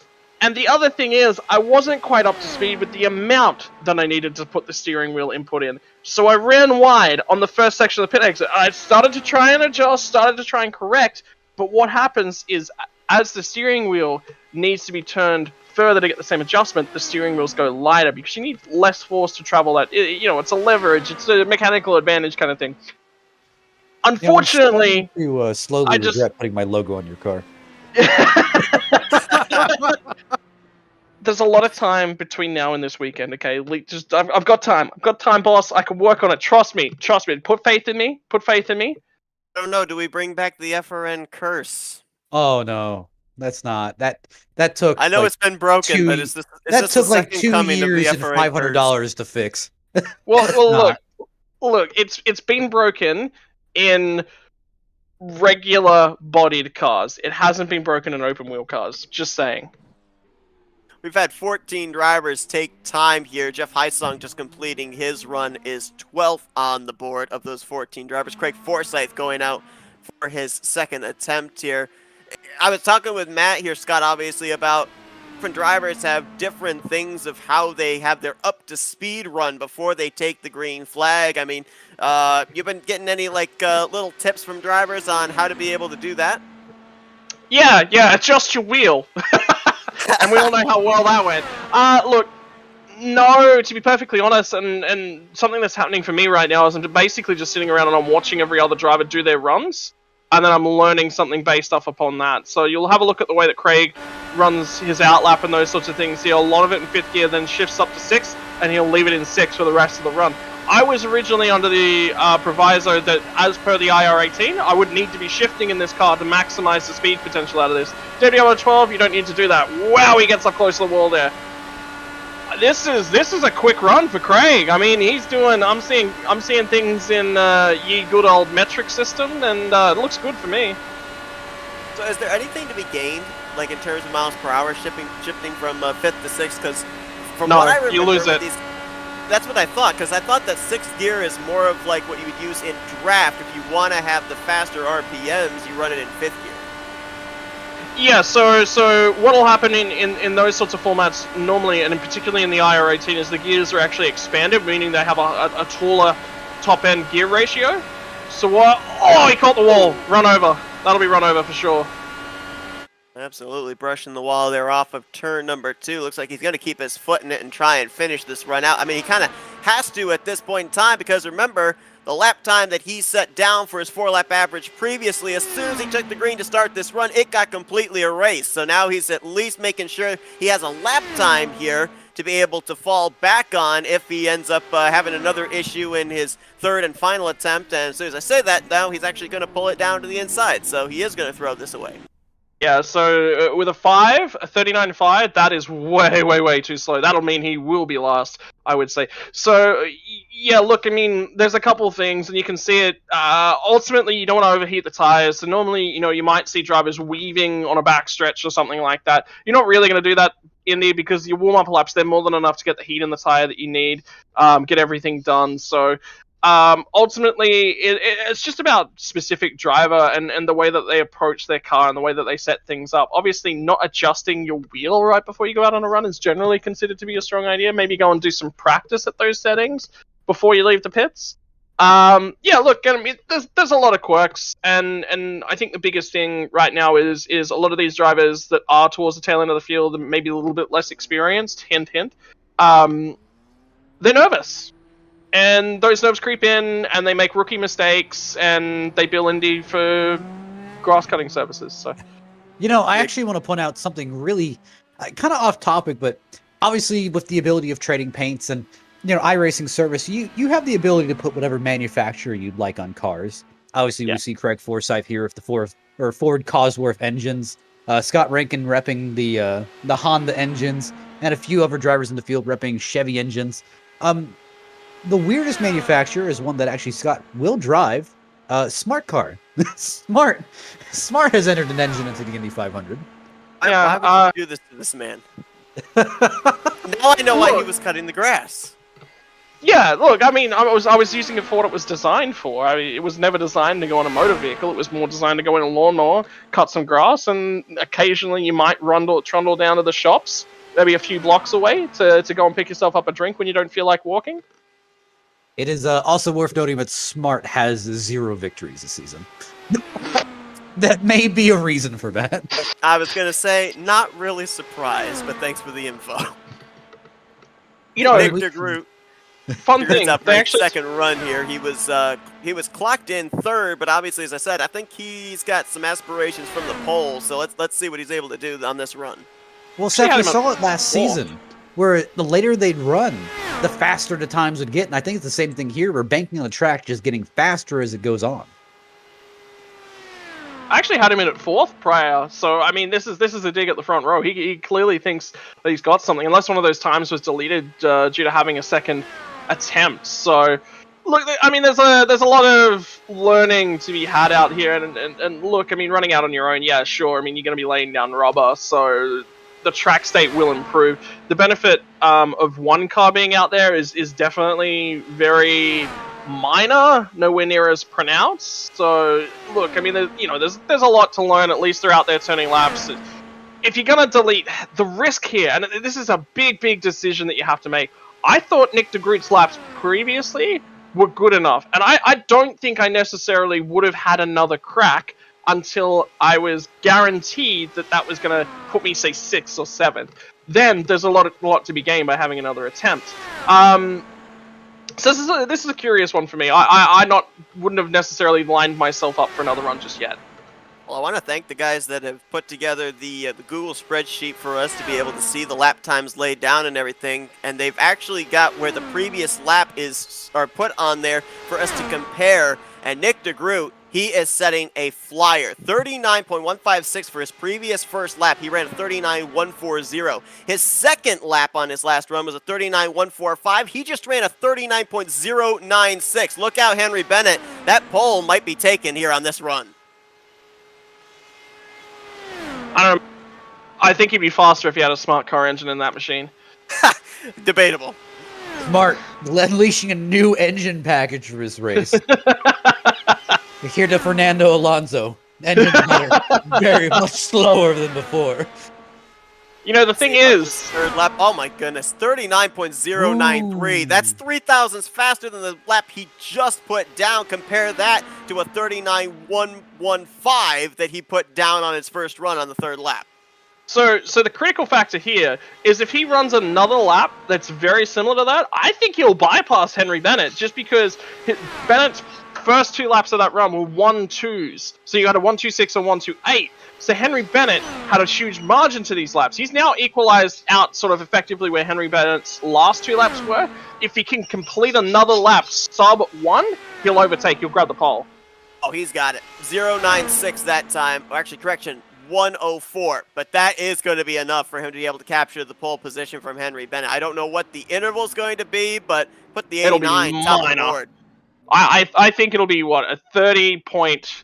What did Bennett do? 30.123. I think this is going to be a 30 point. I want to say a 1-4. Listen, I'm gonna make my bets. I don't think he's done. I don't think this is his last run. I'd say give him about 30 minutes to cool down. He'll set up another run. I mean, Matt, why would you risk it though? No. This track's gonna keep getting better and better as the time keeps going on. I think he's gonna end up getting beaten and go take another shot at it. We'll see. You gotta be patient, though. Yeah, he goes to the top of the board. 230.132. I was nearly right. There is 0.009 of a mile per hour between him and Henry Bennett for the pole. It's huge. And then really, it was the second lap that he put down in comparison to Henry Bennett that was the huge difference maker. The 1.28 by Bennett and the 0.96 by Nick de Groot. And this might take some other drivers, take notice for them of, hey, I was able to go out there, turn much faster lap times than he did about a half hour ago. We've got a shot to improve our position here as well. AJ Hobson heading out there for his second attempt. One of the big factors here today is if you don't turn a lap, you're starting from the rear of the grid. So maybe I need to learn a few things from these guys. Obviously, a big thank you to LMC Gear as they are the sponsor for our starting grid and our finishing results here for the Dark Horse Racing Series presented by Troy Lee Designs. And they've got a special thing going on here during the course of not only pole day qualifying, but the Indy 500 this Saturday. Over 1 billion people live without electricity. Access to clean, affordable light and energy is critical to improve health, education, and prosperity. Unite to Light is dedicated to providing low-cost solar light and power to those without electricity across the globe. LMCgear.com and UniteToLight.org want to highlight their new partnership by giving away a Chandler Charge solar cell phone charger to the winner of the Dark Horse Indy 500, as well as a couple of Luke Light solar emergency lights to the second and third place finishers. In addition, Charles Teed will be donating the Chandler Charge to the Dark Horse Hard Charger of the race, the driver that gains the most positions from start to finish of the Indy 500. You can purchase your own Unite to Light Chandler Charge or Luke Light at lmcgear.com. And if you would like to know more about this program, check them out at UniteToLight.org. For every Chandler Charge and Luke Light you buy, Unite to Light will donate one to a partner organization doing humanitarian work around the globe. So, cool partnership there with lmcgear.com and UniteToLight.org. Check out both of those websites, and obviously a little bit more incentive for these guys. I don't know if you heard this, Scott, but I'm just going to point this out here too. If you finish the Indy 500 with no incident points to your name, you're $100 richer. Is that for everybody, or only for the first guy that finishes with no incident points? As far as I heard from Teed, everybody that finishes without an incident points is going to get themselves a Ben Franklin. I mean, that actually translates to a little bit more than a Benjamin Franklin over here. So, look, I mean, I'm down. I'm game. That's more than I get paid for sitting here and doing commentary with you guys. I'm running in the back, boys. I think Matt's getting more of an incentive to want to run the pace car now in the race too. I'd say, like, hang on a moment, like, let's pull Teed in here and, like, at least get a verification. I said, if it's true, then I may change my plans here. The pace car may run to the left. I may go out and buy myself a wheel just to run the race. Right now, AJ Hobson, in his second attempt, his first attempt had him scored 6th on the board of the drivers that had gone out and taken time. So we'll see if he improves here. We'll have some names that haven't gone out there that were scheduled to run, including John Moskowitz, David Leclerc, Jeff Heisong is going to be going out for a second attempt. We've also got Matt Wagner, Julian Altena. That's a new name that we haven't seen. We're going to be seeing him make a qualifying effort here at some point tonight. I mentioned about the fact that 24 drivers took the green flag here 2 seasons ago. 30 drivers took the green flag 1 year ago. Right now, just with the number of drivers that we've got currently lined up to still take time, those that have taken time, and drivers that are currently in the queue, we might be hitting that full 33-car field, guys. I don't know about that. I mean, currently, what? You could say there's a couple deleted laps. We're looking, I think we're around the 20-car mark at this point in time. I mean, there's still a few guys to run laps, and there's going to be a bunch of guys that I don't necessarily think were available to run laps here tonight. So, look, you might be right, actually. We were going to talk with him after his first run, but we were unable to. Let's talk to him after his second run. The guy that currently is sitting on the pole, Nick DeGroot. Nick, it's Matt, Scott, and Seth up here in the FRM booth. You got us? Yeah, I gotcha. All right, so we saw you go out there, attempt number 2. You're top of the board. Now, you got to kind of settle a bet here that we've got. I think you're pretty safe. I think that you've got this pole possibly locked up at this point in time. Matt thinks you're going to go out there for a third attempt later on in this one. So who's correct? I'm standing by that time. Even if somebody beats it, I'm standing by that, because in that run out of 16 corners, I'm pretty sure I nailed 15 of them. So I don't think you can get much better than that. And best in Henry's time. I mean, you're on it if you're running right with Henry's lap times here. So yeah, I'm going to stand by that. I don't know if someone's going to beat it, but there's a lot of time left. Somebody might. How much are you looking in terms of track condition? Because we know that we saw in last year's qualifying session, the track started to cool down a little bit the longer that the session went on, and drivers that went out late were able to actually benefit from faster lap times. Yeah, I'm not sure how much that's going to be this season with the static weather, but I'm sure more cars running just is going to do something to the track. I'm not sure exactly what, but with no in-car adjustments or anything, I think the difference is not going to be very much either way. So I'm confident with just throwing it out there now and letting it ride for the next few hours and just trying to hold it there. Nick, from my perspective, what happens if somebody does go out there and beats the time, but you're sitting P2? Are you happy to just let that slide and you'll just accept the P2? Because the risk of going and getting that lap time deleted to have another run, that's quite high as well. Yeah, I will. If somebody beats it, I'll keep it at the second run. I'm not going to risk it on a third one and risk going back any further. Like I said, out of 16 corners, I think I nailed 15 of them. So if somebody can nail 16 and get that pull, then more power to them, because it's not easy to nail that many corners in a single run in Indy. It's so easy to be a little too high, a little too low, mess up the entry, and there's so many little things that can go wrong that can just give away thousands every corner, and that adds up over a 4-lap run. All right, well, Nick, we'll let you go. Congratulations on that great run there. We'll see if it holds up and if you'll be the one leading us to the green on Saturday. Best of luck, obviously, on that, and best of luck when we get to the Indy 500. Yeah, thank you, guys. Fingers crossed, but either way, I'm confident to be on the front row. But yeah, it'd be pretty cool to lead this field to green flag.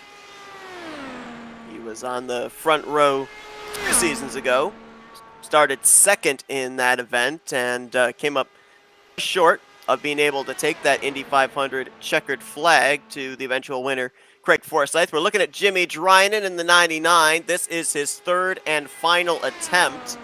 Whatever he lays down at this point in time is what he's going to have for the starting grid for the Indy 500. Let's see if we can talk with another guy here that's going to be going out for a second attempt momentarily, and that is the driver of the 18, Jeff Heisong. Hey, Jeff, it's Scott, Matt, and Seth up here in the FRM booth. You got us?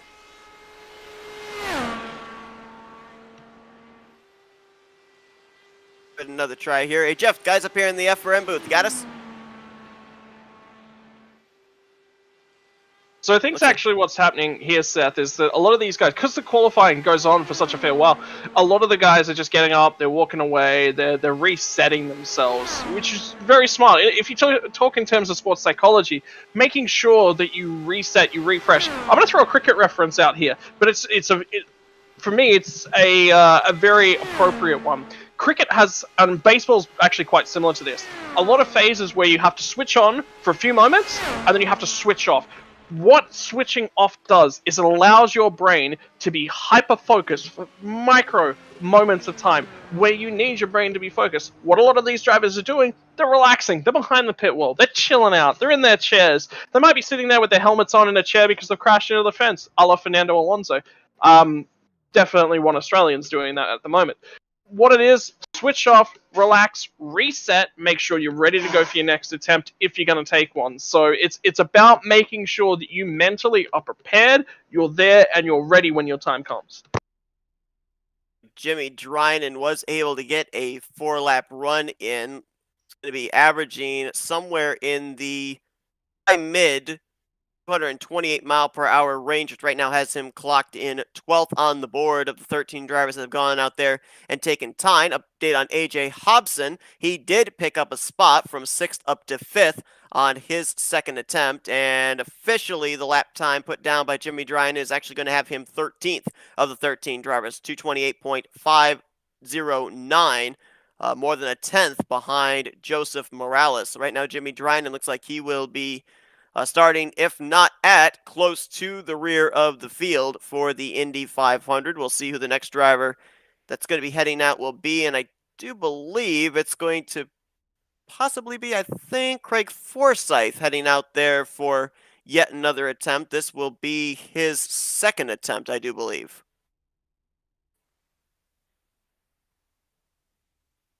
Speaking of guys that have run away and hidden from us, I think Matt Rodriguez has run away and hidden from the commentary box. Maybe he's stepped away. He needs to focus down for a few specific moments.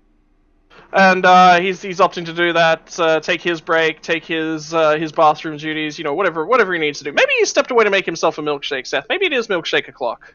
It could possibly be, well every hour is milkshake o'clock, so it's literally 1 minute to 8, so yeah. Shake o'clock. There it is. Now, one thing that you brought up was you were going to be watching some of these guys and how they're taking the corners. A lot of these other guys kind of getting up, walking away. I mean, Is there a level of experience as to whether or not you observe other people's lap times, or is it For just sure. something that different drivers have as far as how they mentally approach something like this? Yeah, for sure. I mean, there's no way that pretty much, especially for somebody like me who's a rookie, a lot of my learning is I know that I've got natural speed, right? I know I've got these natural skill sets where I'm good. The problem is I haven't driven these cars. I haven't picked up the level of data, the level of input, the level of what I need to be doing with the steering wheel, with the throttle, all of these sorts of things. So I'll be spectating other drivers. What I can and can't see from those other drivers, I can't see precise throttle inputs and I can't see precise brake inputs. But sitting in their cockpit viewing platform seat, that camera, you can see that what they're doing with the wheels, and you can hear what they're doing with the engine. So you can't get precise throttle inputs, you can't get precise braking inputs where those are required, but you can pick up a generalized view of what they're doing, and then you just follow what they're doing with the wheel. And it's all about those minor little things. You're looking at what they're doing. Like I said, I entered this session under the perspective that I needed to run this car in 5th gear. I watched 2 guys do their runs, both of them did it in 6th gear. When you watch something like this, you don't take it from one guy. You're always looking at multiple guys. You go, okay, where is this guy running? If it's Rick Ravon at any other track other than Indy and he's running way out in front, I'm watching everything he does, I'm learning it, I'm taking it as gospel. At a track like Indy, I'm looking to compare. I need to have a look. One guy is doing this. Where's he qualifying? What's going on with his car? How's he getting the most out of it? I need to look at another guy and go, yes, he's doing this right. Yes, that guy's doing this right. Put the best of those worlds together. Ravon out for a second attempt. Was 4th on the board before going out, taking the green, and erasing his previous lap time. Be comparing his lap times on this run to the lap times he laid down on the first run. His first lap, he's looking to set a pace better than a 39.193. Now completing his second lap. We'll wait until the numbers come in, be able to start to put the comparisons together. We saw Nick DeGroot be able to get faster on his second run. We'll see if Rick Ravon's able to do the same. Before Nick DeGroot actually went on his second run, only Henry Bennett and Charles Teed had lap times up in the 230 mile per hour bracket. Now Nick DeGroot joins them, and we'll see if Rick Ravon's able to do the same. He was actually up there 229.8, high 229.8 for his first run. So we'll see if he can gain that extra 0.2 of a mile per hour here on this second attempt. And the thing about Rick Ravon is he's competitive. He is incredibly competitive. He is constantly wanting to get out there and improve himself. What that means is you will see him have multiple attempts to try and improve himself here. He won't be satisfied with second row. Looking pretty good right now.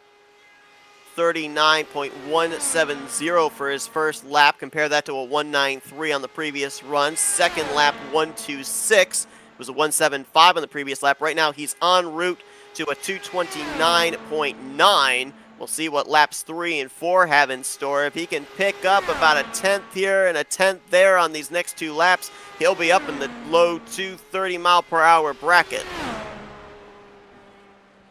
I mean, and that's good enough. If you have a look at Charles Teed, I believe, is a 230.029. So if he can get himself into the 230s, he's got a shot at the front row. Remember, 3 on the front row here. Good lap about to come in. Previous lap, that run was a 141. It's a 130 on this run. Now it's that all-important 4th lap. Can he beat a 117, which was his 4th lap on his first run? See if it is. Right now, without the 4th lap put in, he's at a 229.932, so he's right on the edge.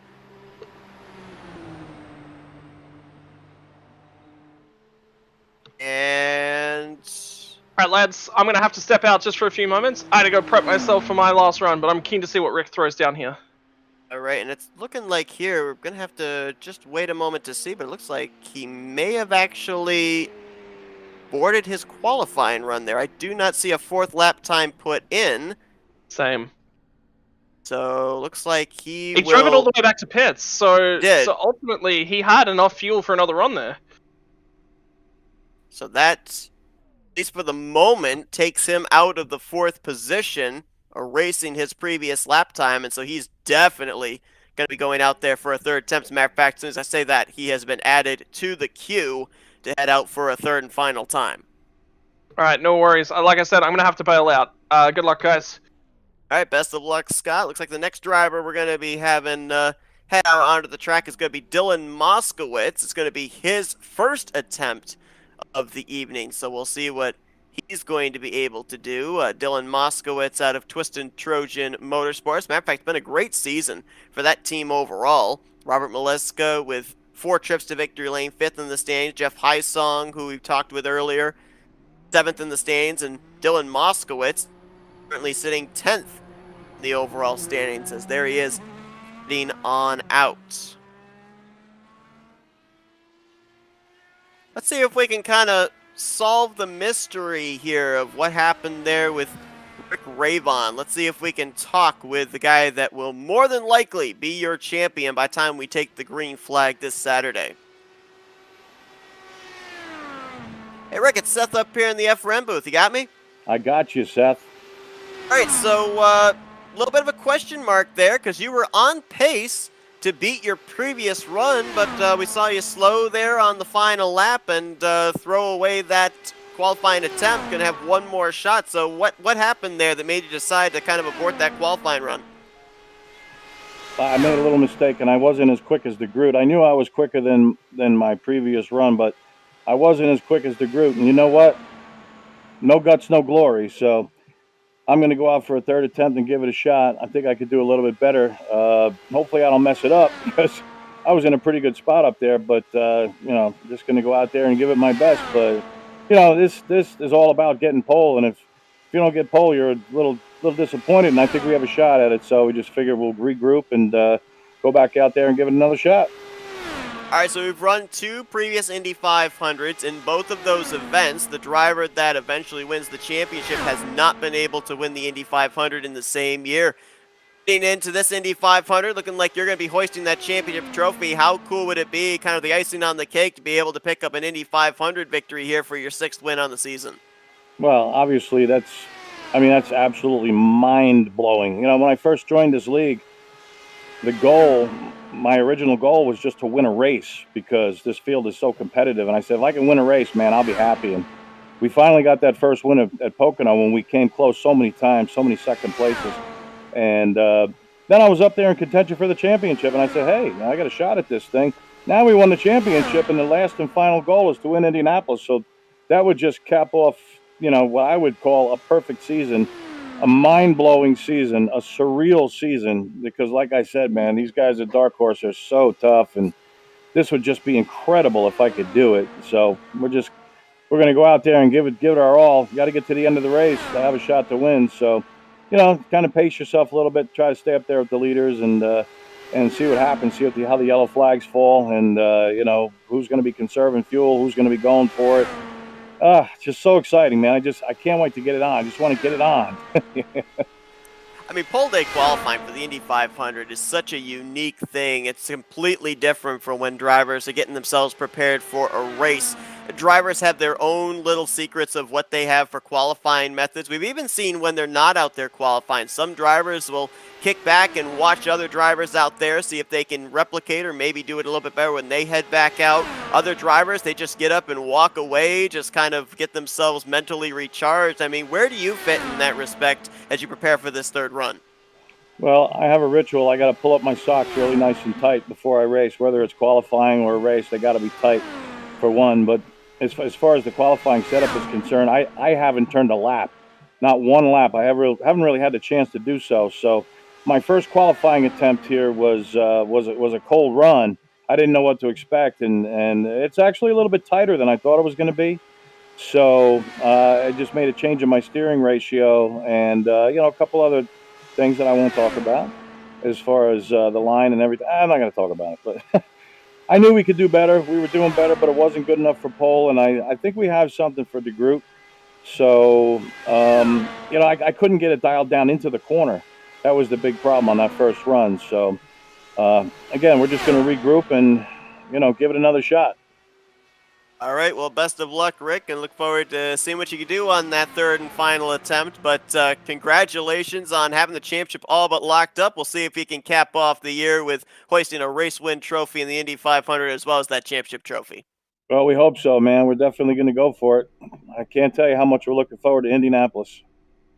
And so are we up here in the booth at FRN. Rick Ravon back in the queue. He'll be going out for another attempt. First attempt in the books for Dylan Moskowitz. He's right now clocked in 9th place of the 13 drivers that have taken time. It's going to send out, I believe it was going to be the 67 of David Leclerc, who is sitting at the exit of pit road. So, update for those that are just joining. You're watching Pole Day qualifying for the 4th Indianapolis 500 for the Dark Horse Racing Series presented by Troy Lee Designs. We have had a number of drivers out there take time. Some of them are pretty happy to sit on the lap times they've laid down. Others are in the queue to go out and make a second attempt. We've actually got a number of drivers that are still in line to make their first attempt, including the driver you're looking at, David Leclerc. Matt Wagner also, Julian Altina. Like also Gail Brooks is here, David Cook, Benjamin Combs. So all these drivers will be going out to put down their first lap time attempts here in their bid to have a good starting spot for the Indianapolis 500, which is going to be run this Saturday afternoon, October 23rd at 1 p.m. Eastern Standard Time here on the Flat Out Racing Network and on ESTV. Again, if you're joining us, up on the top of the screen is showing you the drivers and the fastest lap times they have laid down. It does not give you where drivers are lined up currently for the starting order for the Indy 500. So we're going to run down it here verbally for just a moment. Nick DeGroot, after his second attempt, is top of the board with a 230.132 mile per hour 4-lap average. Henry Bennett currently sits in second. Charles Teed is third, A.J. Hobson fourth, and Jim Brooks right now in fifth. Eric Peterson is sixth, Jim Herrick in seventh. Bronson Stafford eighth, Dylan Moskowitz ninth. 10th place is Jeff Heisong. Brandon Passalacqua, Joseph Morales, and Jimmy Drynan are the remainder of the 13 drivers that have gone out and taken time. David Leclerc now on the clock. We'll see what he's able to do. Mentioned earlier that his Indy 500 finishes have not been good. Season 2 was a 24th finishing position. That was dead last in the field. Last season, 25th out of 30 drivers that took the green flag. So certainly looking to have some better luck here this season. His starting positions have not been bad in the Indy 500. He started 10th in the Indy 500 race back in Season 2, so his qualifying efforts have been really good. He just hasn't been able to close it out in terms of the finishing results.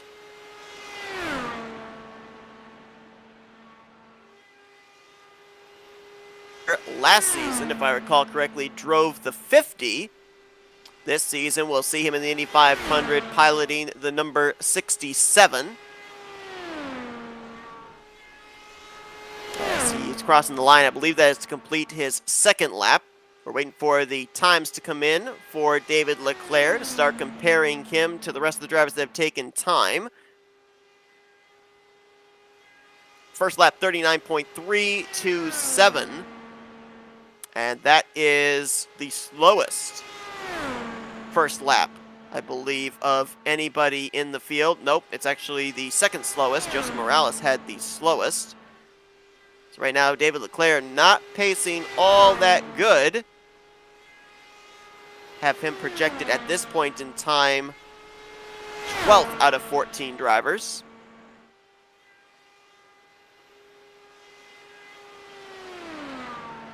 Second lap, 39.289, so he picked it up a little bit, but did not improve his position.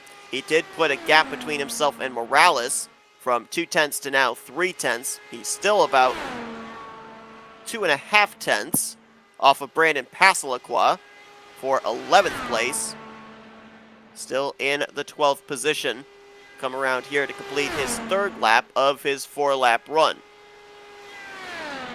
And bear in mind, for a number of these guys we're going to be seeing here making their first attempts, they still have 2 more attempts to be able to try and improve their positions. The only driver right now, I believe, that has used all 3 of his attempts is Jimmy Drynan, and he currently sits last on the board of the drivers that have gone out and made a run. Nick DeGroot, AJ Hobson, they have used 2 of their attempts, and everybody else currently sits with 1.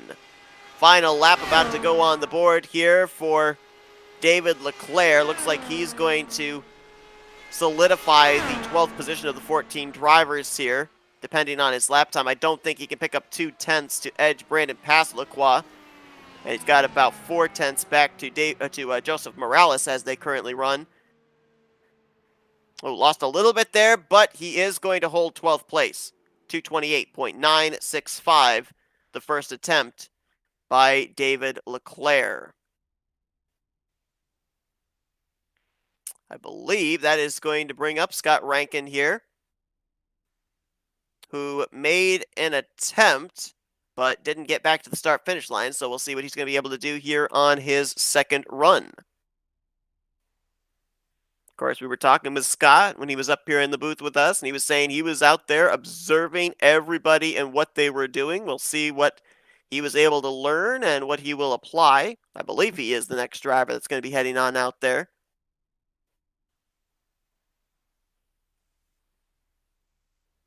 It might actually be Matt Wagner. Nope, it is Scott Rankin. So there he goes. Let's see if he can avoid the grass on the access road here. Got to take a little dig at him there. He'll stay on the pit lane all the way through 1 and 2 and merge onto the back straightaway. And now let's see what Scott's going to be able to do, making his attempt in his first Dark Horse Racing Series event. The big one, the Indy 500. But we were talking with him last week at Texas, and he's got experience with racing with these guys. Been racing in the Area 51 League with these drivers, so maybe having to get used to this car, but certainly not going to have to get used to the competition.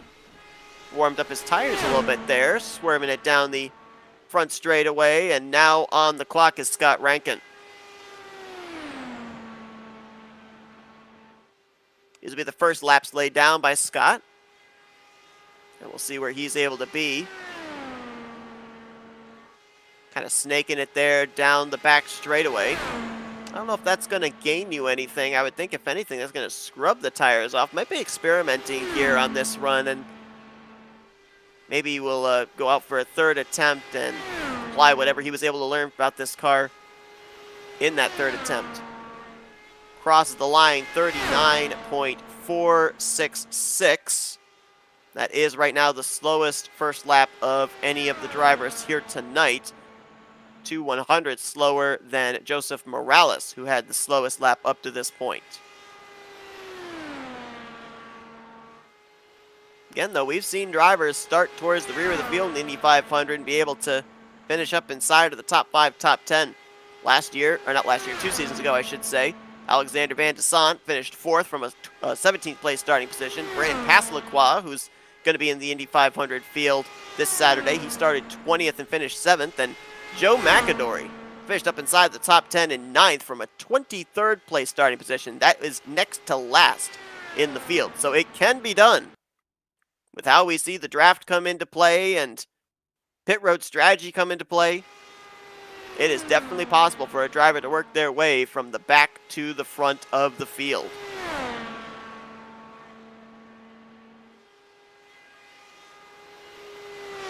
Quality issues there for Scott Rankin, but it didn't hurt his speed. I believe he got scored the last time. We'll see if he did get scored or not. Our telemetry didn't pick anything up. Ooh, good third lap there, though, for Scott. 39.204. That's the 14th fastest lap laid down by anybody here in this session out of 19 drivers.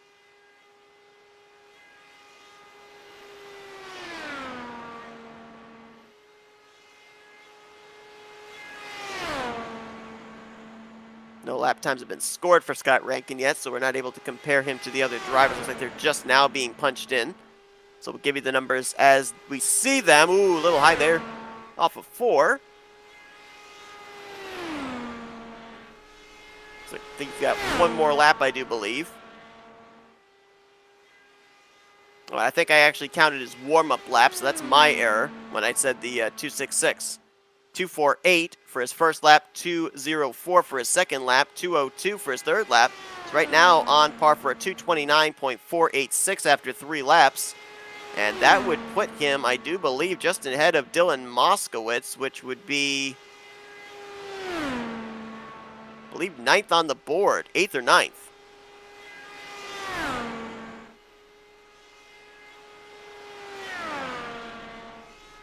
Coming around for his final lap. Is he able to stay ahead of Moskowitz? Needs a 39.194 or lower. And he got it. 39.171. Nice lap time there for Scott Rankin, a 229.555. And that will right now have him sitting 9th on the board of the drivers that have gone out there and taken time.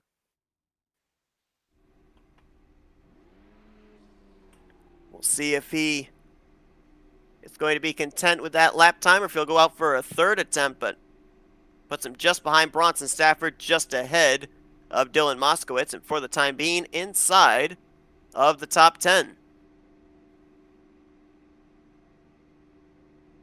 The next driver is to go out in just a moment. See if we can talk with some more drivers. Let's get Dylan Moskowitz. Dylan, it's Seth up here in the FRM booth. You got me? Yes, I do. How are you guys? Good. Right now, we've got you, looks like 10th on the board. First question is, do we go out and make another attempt at it? Because it's looking like the later this run goes on, lap times are starting to pick up. Yeah, I am signed up. I think I'm 7 to 10 away from now, so it'd be a while. But I do, honestly, that was my first laps of practice. All those were my first 5 laps. So that was that. I really don't know how I'll get better. But, I mean, I'm going to try. But there's always that chance you throw it away, too. So it is what it is. But I'm not too worried about where I start as long as I'm in the field. Yeah, let's talk about that. You know, there are some drivers, they want to qualify up at the front of the field. There are other drivers that it doesn't really matter where they are in the field. They eventually going to find their way up to the front. I mean, what are you expecting here with these DW12 cars when we eventually take the green flag on Saturday and drivers' ability to be able to make their way up to the front under green flag conditions? Do you think that's where the passes will be made, or do you think pit road's going to play more of a factor into gaining track position? I don't know about pit road. I feel like wrecks in passing, yeah. But for me, I've done one 500-mile race ever in any game, and it was this year. And I feel like I'm not too worried about it until after lap 120 because it's such a long race. Like, you just want to still be in it, still be on the lead lap especially. And, I mean, you can get a lot done in 80 laps. Now, if there's 30 cars, it might be harder if you're in the back. But I feel like you just want to survive for a while. Like, some of these guys are going to go real hard real early, and I don't think that's necessarily the right thing to do, at least from my perspective. So, to answer your question, I mean, I think it's going to be more on the track than pitting because, I mean, everyone's going to have to take 4 tires and fuel, and you're going to sit there. But I guess you could pit early. But I feel like survival is going to be important. You know, we've seen this season, you've had a really good runs, especially towards the close of the year. 3 top 5s, 8 top 10s. I mean, 10th in the overall standings. Just how cool would it be to end out the year with a trip to victory lane? Because, you know, we know that you race with Robert Maliska III, a championship driver that's won number of races this season. I mean, how much leaning on teammates do you do in terms of getting around this racetrack, or do you all just kind of have a different way of how you approach this historical place? We help each other some here and there, a lot of strategy, but Robert's kind of on another level. I mean, he's really good, and quite frankly, and I've been very vocal to my friend group that I suck at Indianapolis. I've never felt super confident, at least in the IR18. It's been so long since I've ran a DW12 here, I can't even remember, but I've never really had confidence at this track. So for me, I'm not necessarily looking to win. It'd be nice, but it just seems like I'd need a lot of things to go my way to get there. I don't know if Robert's even racing. I don't think he is. But don't quote me on that. But honestly, one of my other buddies that I think you should watch for this race is going to be Nick DeGroot. This dude is an animal, and he told us earlier he had 112 fixed wins here between the cars. So yeah, I don't know. Put your money on him. Well, right now, he's top of the board, so yeah, we definitely keep an eye on him. But hey, Put we'll your keep an money eye on on him. you as well, because I'll tell you what, in these type of races, especially where there's not going to really be a championship on the line, just a chance to take a checkered flag, as you're up there in the conversation, you never know what might happen in the Indy 500. So best of luck to you, Dylan. We're looking forward to seeing what you're able to do when we eventually go green this Saturday. Thank you very much, guys. And just to say, I really wasn't planning on doing this race, and because of job changes that are happening literally in the next week, I think I'll be running. So it's nice to do it. I've done 2 seasons, never done this race in this league. So hopefully I still do it. Still might not, but probably will. It should be fun just to see how it goes, but I really have no idea what to expect. So. All right, well, absolutely. Best of luck to you. Thank you. Take care, guys. All right, looking forward to the Saturday. And yeah, that was something I was going to bring up, was the fact that this is actually the first time that Dylan Moskowitz is scheduled to take a green flag in the Dark Horse Racing Series Indianapolis 500. He did not run this event in Season 2 or Season 3. His teammate, Jeff Heisong, back out there for a second attempt in the number 18. Now en route for a 229.471 after 3 laps completed, and 4th lap comes in, 229.508. Going to put him just behind Scott Rankin, so that drops Dylan Moskowitz, who we just talked with, outside of the top 10, and puts Heisong into the 10th position, improving him by 1 spot. He was in 11th before he went out there for the second attempt. Looks like the next driver out is going to be a guy who knows a thing or two about winning here at Indianapolis. He is the defending Indianapolis 500 winner, Matt Wagner. So we'll see what he's going to be able to do. Wagner has taken part in both of the Indianapolis 500s. Matter of fact, back in Season 2, he led us to green. Brought it home in the 11th position after leading 12 laps. Last car on the lead lap, but a driver that we know can definitely have some speed when it comes to qualifying. We'll see if he's going to have an answer possibly for the lap time laid down by Nick DeGroot, who's at the top of the board at this moment in time with a 230.132 mile per hour 4-lap average.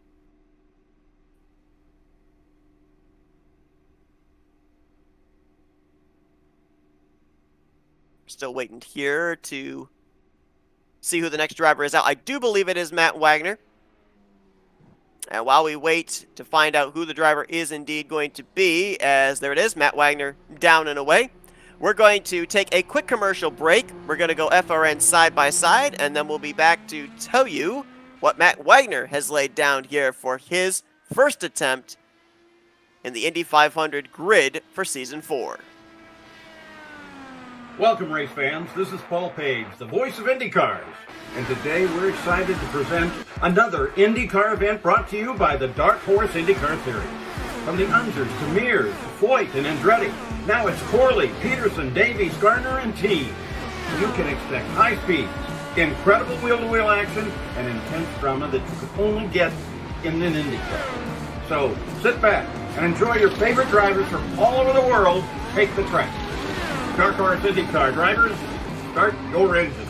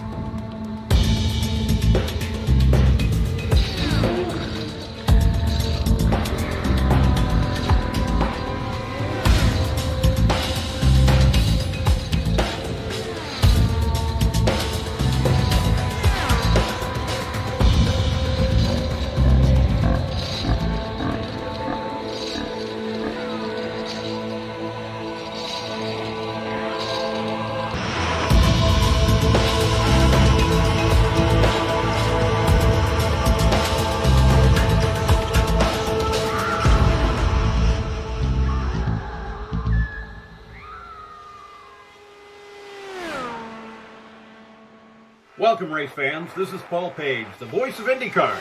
And today we're excited to present another IndyCar event brought to you by the Dark Horse IndyCar Series. From the Unzers to Mears, Foyt, and Andretti, now it's Corley, Peterson, Davies, Gardner, and Teague. You can expect high speeds, incredible wheel-to-wheel action, and intense drama that you could only get in an IndyCar. So sit back and enjoy your favorite drivers from all over the world take the track. Dark Horse IndyCar drivers, start your engine.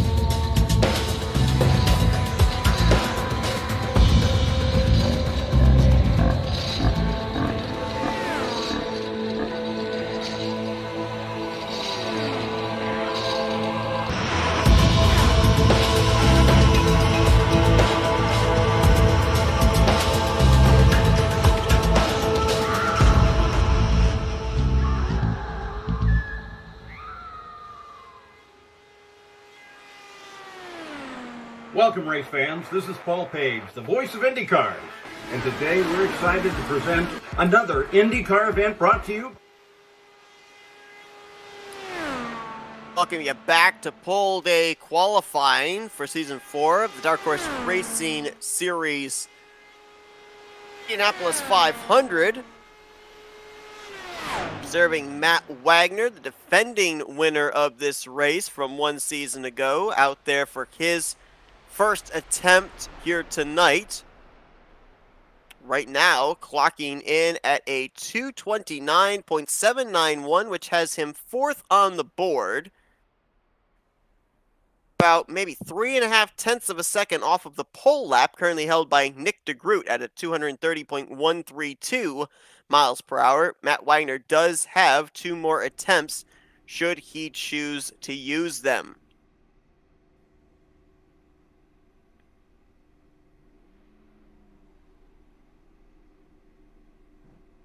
"16 drivers have taken time at this point. And we still have a number that haven't even gone out for their first time, including, I believe, the next driver up, which is going to be Julian Altena.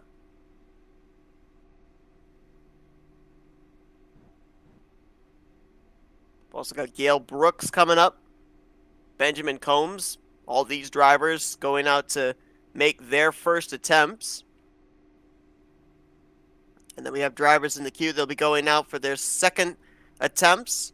And I believe for one driver, third attempt.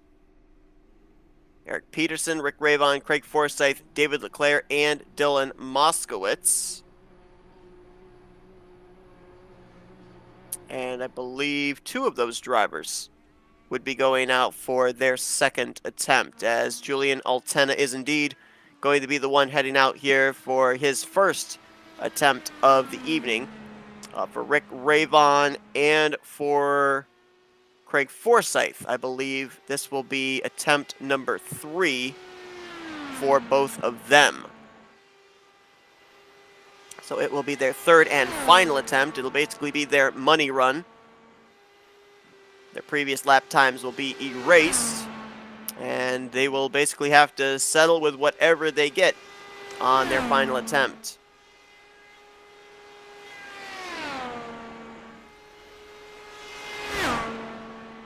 These drivers all trying to make sure that they have a solidified spot in the field. There is going to be, at a date in between now and Saturday, where they will have a last chance qualifying day as well for drivers that may have missed the qualifying session here tonight. Theoretically, for the IndyCar fans out there, a bump day,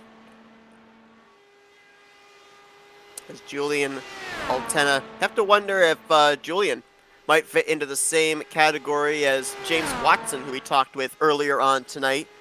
The fact that he's never run a full season here in the Dark Horse Racing Series. Did run in last year's Indianapolis 500, but very familiar with the drivers in this series, just based on the fact of the close-knit community of the IndyCar drivers on iRacing.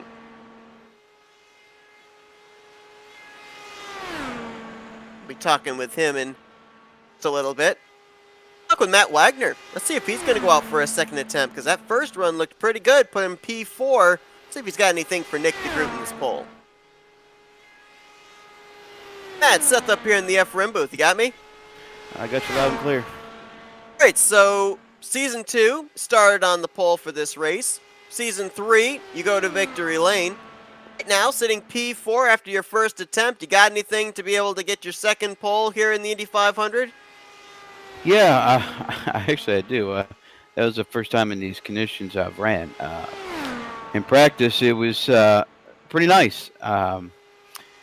Now that I've learned something, I went on track the first time. I'm a little bit disappointed. I bobbled a couple times, as you guys saw on the broadcast there. But I maybe have something for Nick, but he is very fast, very competitive. But if I get on the first row, that would be awesome. That would be my goal. Just get on the first row. You got to beat Charles Teed to get up there at the moment. Like that's a phenomenal run from Charles Teed. Oh, Charles Teed. Oh, you know it's his birthday, right? So you better not go and have another run, and you better not let him off the. You better leave him on the front row, Matt. Don't you take that away from him on his birthday. I will. Watch it. I'll try. I'll try and do my best. But I did not get the car down the white line. That's my main focus on. I kind of screwed that all up, and I was watching Nick's qualifying lap and all in the replay, and it was very, very fast, and he was right at that white line where you need to be. He's just so consistent. I wish I can drive like him here. He's good. Mentioned the fact that, coming into this race, the defending winner of the Indianapolis 500 photo finish last season, just how much motivation is there now to try and go back-to-back? Oh, the hype is real. I'm pretty excited for Saturday. Everybody's gunning for you, and you got a little target on your back. It's a great feeling that you've accomplished something, that you have won the 500 here.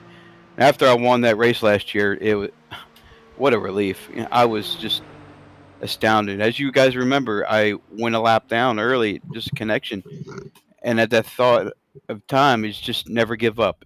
And I'll do the exact same thing here coming in this weekend. I'll never give up. All right, well, Matt, obviously, best of luck to you. See if you can better Nick DeGroot there. Car looked fast there on that first run, as you said, your first attempt there in these conditions. So now with that information under your belt, we'll see if you can put a blazer together on the second attempt. Yeah, I'm looking forward. I'm going to watch my teammate here in a second or two, see how well he does. I'm really hoping that guy does well. Absolutely. That is Will Brooks in the 71, who is just now pulling to the exit of pit lane. This will be Gale's first attempt of the evening. You just saw the finishing up of Julian Altena's lap, and right now he is positioned in the 8th position on the grid with a 229.633 mile per hour 4-lap average. As you heard Scott Rankin back up here in the booth, and Scott, I'll tell you what, you looked pretty good out there when you finally took the green flag and got some laps under your belt. Are we going for a third attempt, or are we happy with where we're at? Well, I mean, I was P9, and then a few guys have sort of jumped ahead of me. So now that I'm P11, look, there'll definitely be another attempt. I learned a lot from that one. I definitely think I can get all 4 laps in the 100s. So that's going to be the target here. Just get out there, turn some more laps. Look, at the end of the day, it's all about experience. And if I get out there and I'm learning something every single time I'm out on track, that is the absolute goal. Any results that come my way, those are just bonuses in my mind. Now, obviously, we've talked with a couple of guys, and they've stated, they're playing it close to the chest on some of the things that they do to be able to get these fast lap times. But sometimes there's things that just can't hide from the camera. We saw you kind of swerve the car back and forth a little bit, coming to the start-finish line on the first lap, and also on the back straightaway. What was going on there? That's me just testing out my my steering ratios. I just wanted to fuel the car, make sure that the car felt good underneath me. I wanted to put a little bit of extra heat in the tires, just make sure that I was comfortable when I went onto that first lap, so that when I turned in at turn 1, there was no sort of tentativeness. I was just throwing the car around, making sure that I'm looking for every single opportunity that's out there. I'm trying to get the most out of the car, and you can't do that without confidence. So it was confidence building.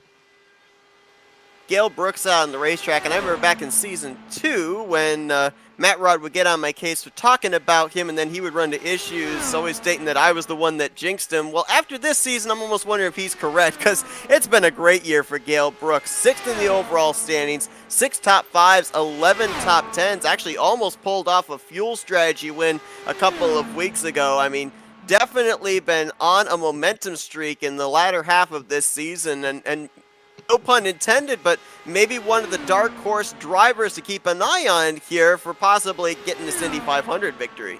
Damn it, Seth! Look what you've done. You've thrown him. He's not going to finish the race now. The what have you jinx done was to the in man? Season 2. The jinx was in Season 2. No, He's no, doing fine in it's back. Season 3. You've brought it back again. Look what you've done. This is all your fault, Seth. You only have one person to blame if he runs into trouble now, don't you? I do. I'll take solace in the fact he's got a faster pair.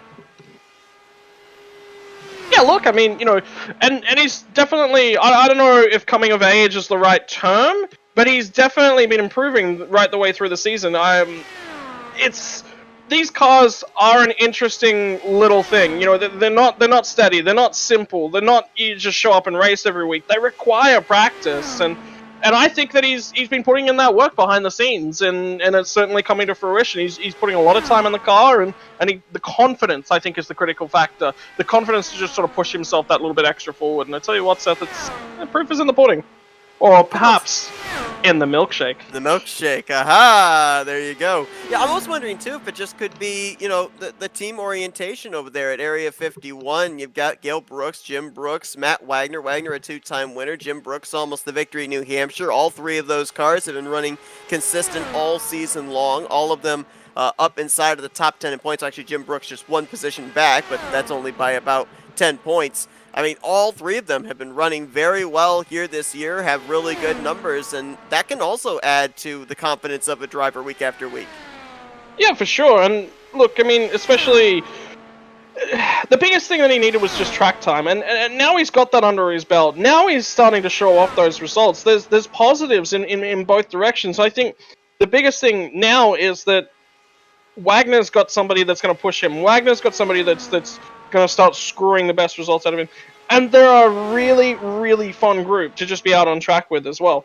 Matt Wagner, honestly, one of the best coaches or best guys for teaching that's out there, because he's laid back. He's happy to share his. If you come asking and you come with the mindset of, I want to learn, I want to improve, Wagner's going to give that to you every day of the week. He's a very, very important part of this league. He's a very, very important part of the IndyCar scene. So to have him alongside, there was no doubt in my mind that Gale was going to get there eventually, and he's starting to come through the ranks like you wouldn't believe. 15th right now is where Gale Brooks is projected. The 4th lap has not come in yet. Right now, 3 laps at 229.383, and it jumps to a 4.22. Does not improve that position. So, first attempt in the books for Gale Brooks. We'll see if he'll be going out for a second attempt. Much like Matt Wagner, first laps that he has turned here under these conditions, and we're probably going to see a number of drivers that have just in the last 15 to 20 minutes put their first attempt down, probably going back out there, applying what they learned on the first run and making a little bit of improvements on the second run. Here's Benjamin Combs in the 77 out onto the racetrack. Benjamin Combs going to be making his 8th start on the season, 4 top 10s in the 7 previous races that he has started. And Benjamin Combs, top 5 run here back in Season 2. Didn't fare quite as well here in Season 3 when he finished in the 26th position. So, there's a lot of drivers when I look here that have made both Indy 500s. They've been on both sides of the coin. They've had a good run, they've had a bad run.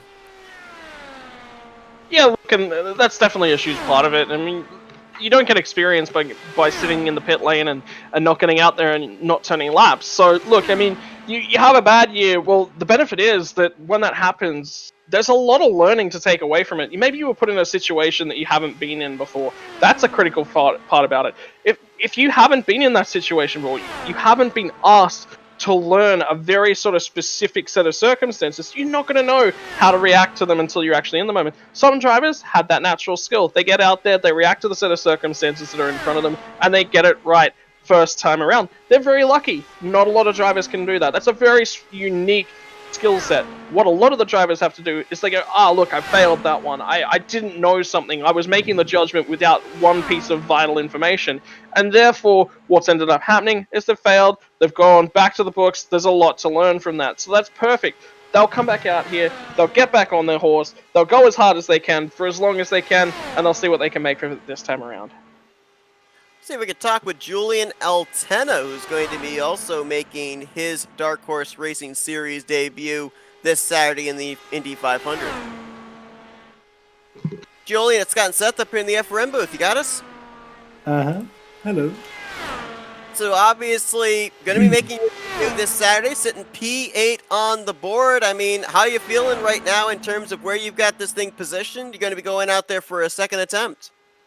Yeah, I'll be going out for a second attempt. Never really driven this car though, a few times, but not many times. So just gonna do a few runs and hopefully, if I even get to my third one, hopefully get a nice solid starting position out of it. Julian, I mean, I'm in that same boat as well. This is my first time out here actually in the DW12, and it's a unique car to drive. It's not really very similar in many ways to the IR18. Do you have much experience in that car? How are you finding the car? How are you finding the conditions? How are you adapting? I have to say the adaptation is going all right. I guess on the ovals like Indianapolis, it's a little similar because it's the same chassis after all, but just a different aero kit. So yeah, I mean, I've driven the IR18 since I got onto iRacing. It's been the reason why I joined iRacing in the first place, the IR18 that is. So yeah, I've got loads of experience on the oval, so hopefully that's going to help me a little bit in this race. Also did some IRO5 stuff, so hopefully all that experience should get me a solid starting position, which is all I'm here for really today. I'm just hoping not to get bumped and not be in the midfield. A couple of guys that I talked with earlier have made either limited starts or have only run the Indy 500s, but they know a bunch of these guys from other open wheel races on iRacing. Are you in that same boat? Are there guys in this field that you're familiar with the racing style, or by the time we take the green on Saturday is like the first maybe quarter of this race going to be learning what the racing styles of the guys around you are? Not really. I think I know about half the drivers in the field right now, so yeah, not really too worried about that. Of course, there's the new guys that I don't really know, but I'm confident that that they know what they're doing. So, yeah, not really worried at all. All right, Julian. Well, best of luck on that second attempt. We'll see if you can climb your way a little bit higher there inside of the top 10. Obviously, best of luck as well in your Dark Horse Racing Series debut this Saturday in the Indy 500. Yes, thank you. Benjamin Combs just finishing up his first qualifying effort of the evening. Going to be clocking in, it looks like, nope, correction. He did not finish all 4 of his laps. He only finished 3 of the 4, so a throwaway attempt there for him, and undoubtedly he'll be going out for a second attempt. Yeah, look, and I mean, again, first attempts on everything. I'd be waiting for a lot of these guys to come through for the third attempt because you can't come through for a 4th attempt. So, you know, we'll see how they go. It's interesting because I think now this makes 3 drivers that have basically just slowed the car and parked it after the 3rd lap, feeling that they made a mistake there that's not going to be able to be remedied with their 4th and final lap. Rick Ravon did it earlier. Combs does it just now. I'm almost wondering, is that 3rd lap so important for you to get everything that you possibly can? Is that 3rd lap maybe the most important lap for that entire 4-lap run? You definitely have the information in your books whether or not it's going to be a good run. So, whilst it may be critical, it's not, everything, if you will. Look, by the third run, you basically settled in. We've seen with a lot of these drivers that their fourth lap has been back at a few back a few tenths sort of thing, or not even a few tenths, a few thousandths, if you will. So I would say it's not necessarily guys looking at their laps and going, it's not good enough. I'm thinking that they're not happy with themselves. There's something else that's going on potentially that's changed the way that things are. So I don't take too much out of that, Seth. Peterson out for his second attempt. Before he took the green flag, he was slotted 7th with a 229.647, so we'll see if he's able to improve on that. Currently just behind Jim Brooks and just a tenth ahead of the guy we just talked with, Julian Altena, so we'll see if it's going to be an improvement for the driver of the 36. Looks like at this point in time, all the drivers in the queue will be going out for their second attempts. Rick Ravon, Craig Forsyth actually would be both going out for their third and final attempts. David Leclerc, Dylan Moskowitz, Matt Wagner, Julian Altena, and Benjamin Combs also in the queue. They'd be going out for attempts number 2. So as of right now, no driver for their first attempt is currently in the queue, and it looks like the only driver I'm seeing right now that would fit that criteria would be the driver of the 24, Rick Ravon's teammate David Cook. I really think Cook's waiting. Cook is around. He is definitely sitting in there with the drivers. He knows what's happening. I think he's just watching. I think he's just learning. You know what? Would not surprise me in the slightest to see him go out there and beat his teammate Rick Ravon's laps. I think they're working together and going, hey, look, I mean, the thing is, we're going to let one of our guys go once, run all 3 of their runs. The data, we're going to have a look at what they did, where they could have improved, what they need to do to get these laps done. Because you've got to remember, Seth, all of these things, when you're running at 200 plus miles an hour, 370 kilometers an hour, it's an excessive amount of speed. All of these things happen so quickly. What they may actually be doing is watching all of Rick's runs in replay. Where was he fast? Why was he fast? What's generating that speed? What do I need to do? And in actual fact, David might be running that through with the steering wheel in front of him, practicing those inputs at exactly the same sorts of times, looking for ways that they can improve. That's the benefit here. The only downside, he won't have any wheel feedback whilst he does. He won't have any pedal feedback. None of that will really matter. So it's all down to he might be just poring over the best laps that he's seen so far today and mimicking those inputs. We've seen drivers go out for a second attempt and improve their position. This is the opposite side of that coin. Eric Peterson, his first 2 laps have been 4 100ths and 7 100ths slower than his first attempt, so he is trending in the wrong direction and may drop out of that 7th position where he was currently at before he made this run. This may drop him 1, 2, maybe even 3 spots down just inside of the top 10 when he reaches the conclusion. Right now en route for a 229.514. Compare that to the 229.647 that he ran on the first attempt. Alright, Seth, I'm going to have to leave you with it. Unfortunately, some work stuff's come up, so I'm going to have to go and deal with that and get some lunch in my belly. So I'll leave you with it. I'll see you on the flip side. Alrighty. So Eric Peterson's final lap comes in 39.174, so it's a 229.571. I believe that is going to put him right now in the 11th position, if I'm not mistaken. So that is a net loss of 4 spots for Eric Peterson from the first attempt to the second attempt. Correction, 3 spots he's going to lose. He's going to drop to the 10th position. So going to drop him back deeper in the field from where he would have started. That's the risk that you run when you decide to go out there for a second attempt. You cannot fall back on what you had previously. You have to stick with what you've got there because that previous run is completely wiped out, completely erased. Next driver to go out, I believe, is going to be Rick Ravon. And there he is, just now leaving pit road.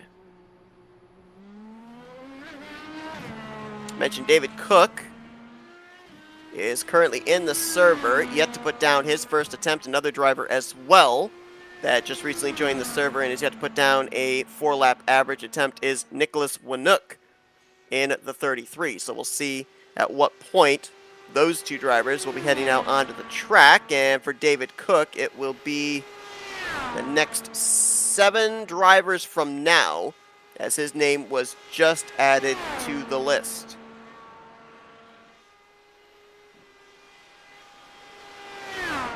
Again, these drivers all trying to get the best starting positions possible for the Indy 500. There is a last day qualifying session that will be taking place between now and this Saturday. Green flag for the Indianapolis 500 at 1 p.m. Eastern Standard Time on Saturday, the 23rd of October, as I couldn't tell there off that angle if Rick Ravon may have brushed the wall off of 2.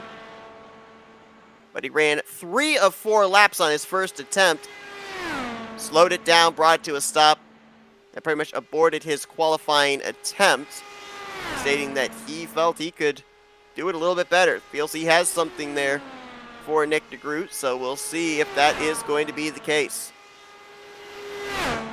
This is Rick Ravon's 3rd and final attempt as well, so this is his last opportunity to put down a money lap to try and lead the field to the green from the pole position in about 3 days' time.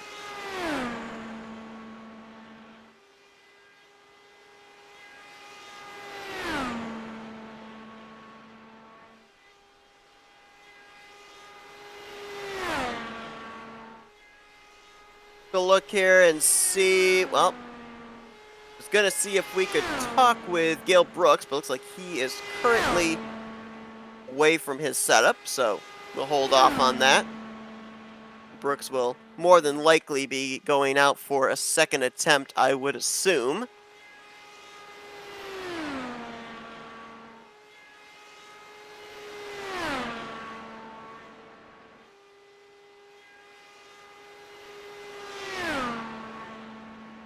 In here with Rick Ravon's last lap times, which, again, there were only 3 of them, and actually it looks like they were not scored, so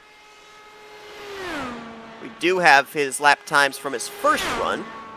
His first run had a 39.193. He's bested that with a 1.70. He then ran a 1.75 on his second lap, 1.73 on the second lap this time. So right now trending in the right direction, about 2/100ths faster than his first attempt. His third lap was a 39.141. So let's see what he's able to do this time around. Can he get it down into the 1.4s, or will he be able to maybe do a little bit better? Oh, looks like it was a 1.49. We'll double check and see what the officials have. They have it as a 1.49 as well, so 8/1000ths slower comparison of third lap from attempt number 1 to attempt number 3. Right now he's at a 2:29.803 as scored. That would put him 4th on the board currently. The only driver to be in the 2:29.8s. Below him, Matt Wagner with a 2:29.7, and above him, Charles Teed with nearly a 2:30 flat. Final lap, what is it going to be? His final lap on his first run was a 39.177. This time it's a 1.32, so it was slower. Correction, 1.31. So it was slower there than his first attempt, but it is going to put him P4. And that's where he will stay. His 3rd and final attempt. He is out of attempts now, and he's just going to hope that that's enough to keep him up inside of the top 5. 29.851. 229.851, that is, miles per hour for Rick Ravon on his final attempt. And one more driver now about to make his 3rd and final attempt coming up next, that being Craig Forsyth. This will be his last opportunity to basically determine where he is going to be in the starting lineup.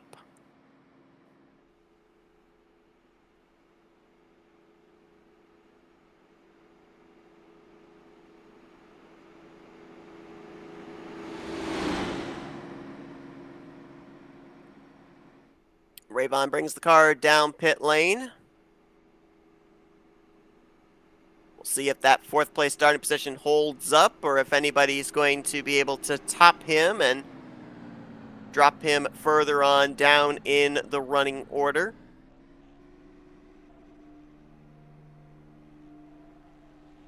I believe Craig Forsyth is the next one on the qualifying queue. That's what it's saying on my list here. David Leclerc may leapfrog him, though. We'll see if it's going to be the 27 or the 67 that goes out.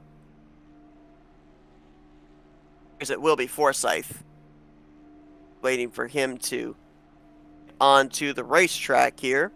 His third and final attempt.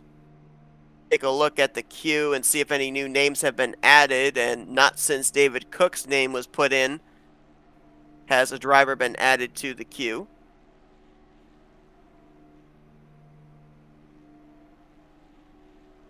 So let's give you an update of the running order as we wait for the 27 to get onto the racetrack. Right now, Nick DeGroot still holds the pole position. Henry Bennett in second, Charles Teed in third, Rick Rayvon fourth, Matt Wagner currently fifth, AJ Hobson sixth, Jim Brooks seventh, Julian Altena in eighth, ninth Jim Herrick, and Bronson Stafford currently completing the top 10. Eric Peterson's 11th, Scott Rankin in 12th, Jeff Heisong 13th, Dylan Moskowitz 14th, 15th, Gail Brooks 16th, Brandon Passalacqua 17th, David Leclerc, Joseph Morales in 18th, and Jimmy Drynan in the 19th position. Those drivers have all taken time. Two drivers we are waiting on to complete laps would be Nicholas Winook and David Cook. That rhymes and makes me chuckle inside a little bit. So it looks like a total of 21 drivers currently would be qualifying here tonight. That is barring anybody else coming in, as this session's still going to be going on for still about 4 hours.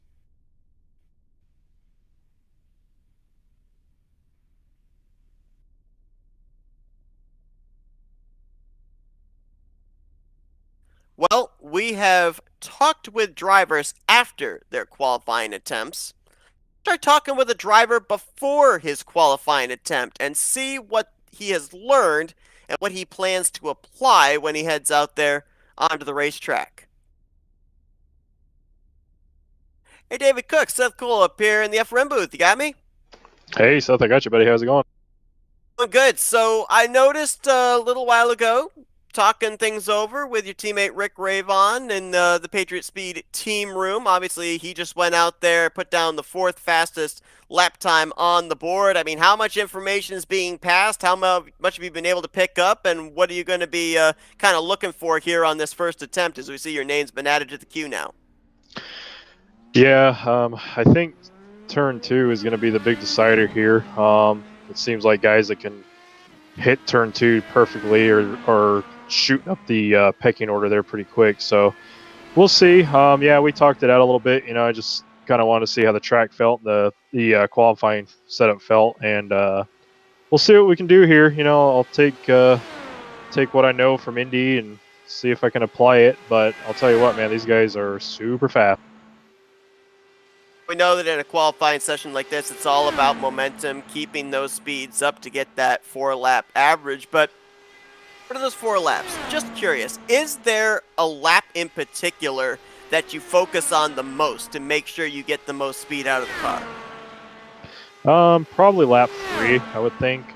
It just depends. You know, hopefully I don't make any mistakes out there and I can just have a clean 4-lap run. So we'll see. Probably lap 3 or lap 4 if lap 3 doesn't pan out for me. All right, well, David, best of luck. You got a couple more drivers going out there before you. Give you a little bit more time to be able to think and strategize. But best of luck. We'll see what you're able to do in terms of your first attempt and see if you're going to be satisfied with that or maybe go out for a second or third time. Yeah, hopefully just the first time. We'll see here. All right, thanks, buddy. You know, it's really fun when you observe something like this, you know, as a broadcaster and as a fan. Because you get questions answered just based off of observations that you wouldn't normally know. I mean, I made the observation there when we saw Benjamin Combs only run 3 laps and park it on the 4th lap. Rick Ravon did that earlier in the session, and I wondered if maybe it was that 3rd lap that a lot of the guys look at as the one that they really got to lay down the best lap time out of the 4. Right there. Talked with David Cook. He said lap number 3 or lap number 4. That's the ones that he focuses on the most to get the most speed out of the race cars. So, pretty cool when you have those questions, you get the answers directly from the drivers who are out there experiencing just what these race cars are doing. Craig Forsyth out for his 3rd and final attempt there, as you saw. Right now, he is currently scored 8th on the board. 229.691. He is 8/100ths behind Jim Brooks, who is 7th in the current running order, so we'll see if he's going to be able to pick up time in an attempt to get up inside of the top 5. Of course, Forsyth, the former Indy 500 winner back from Season 2, started that race from the 4th position. He has 600ths in hand over Julian Altena, who is behind him in the 9th position, as they currently are scored.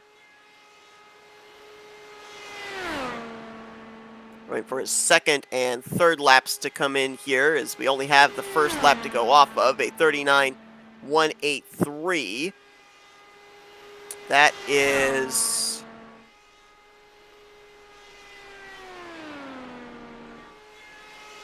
3/100ths slower than his 1st lap of his 1st attempt.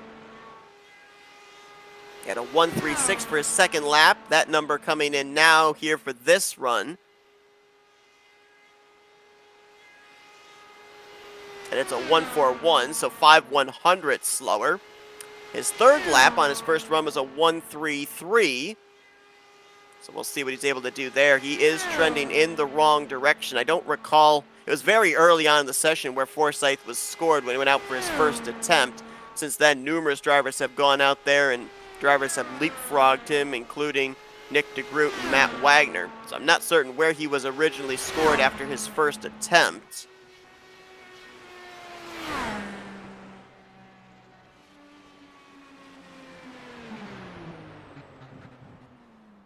I think I said it was a 1:33. I'll double check on that for his 3rd lap of his 1st attempt. Yes, it was.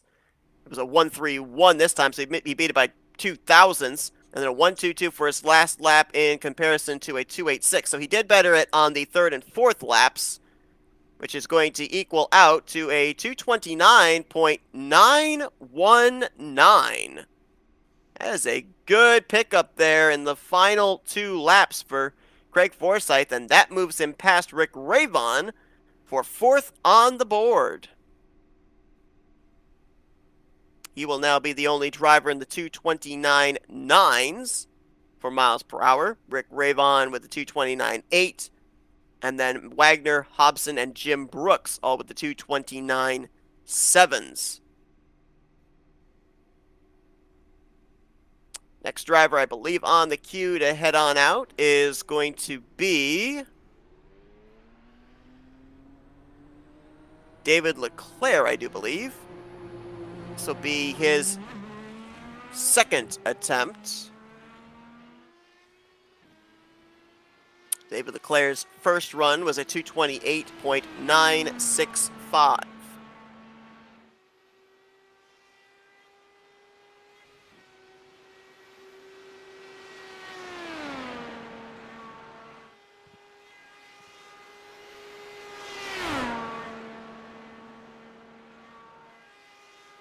We were told that Forsyth is doing a lot of officiating, getting drivers set up or getting them prepared for their qualifying runs. So will not disturb him, but a good lap for him. And right now, looking like he's going to have some pretty good starting track position for the Indy 500.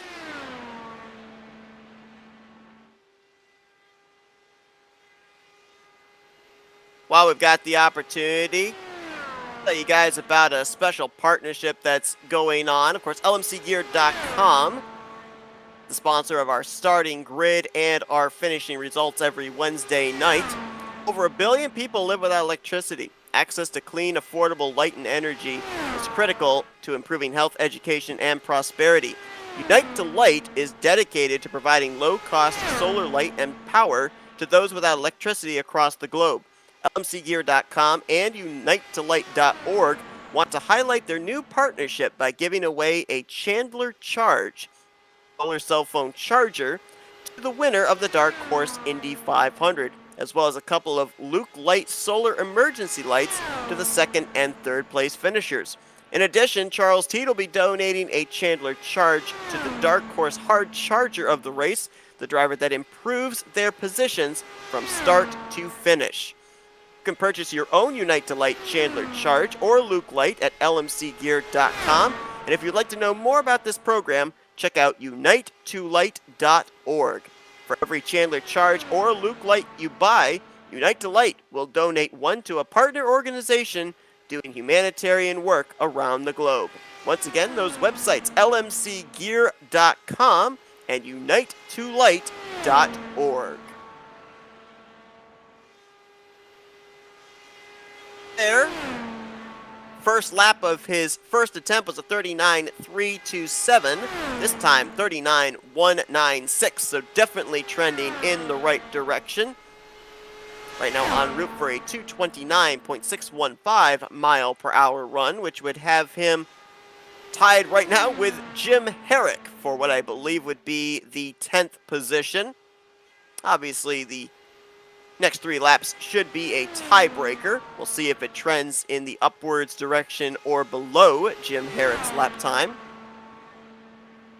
Second lap was a 39.289 on the first attempt.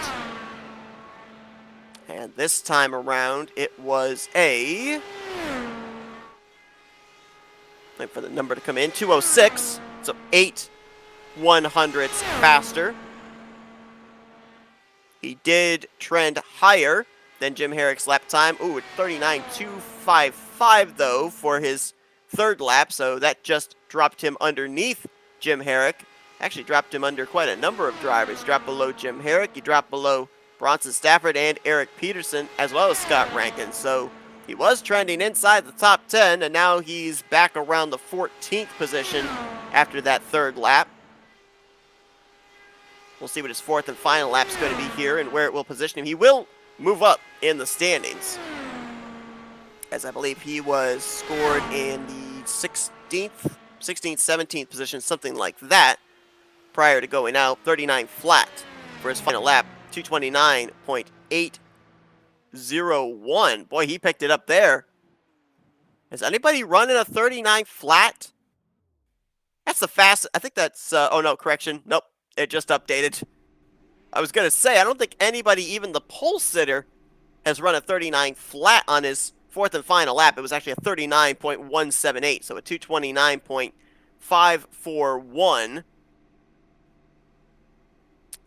For David Leclerc. It is going to pick him up 4 spots in the running order, moving him from 17th now up to 13th.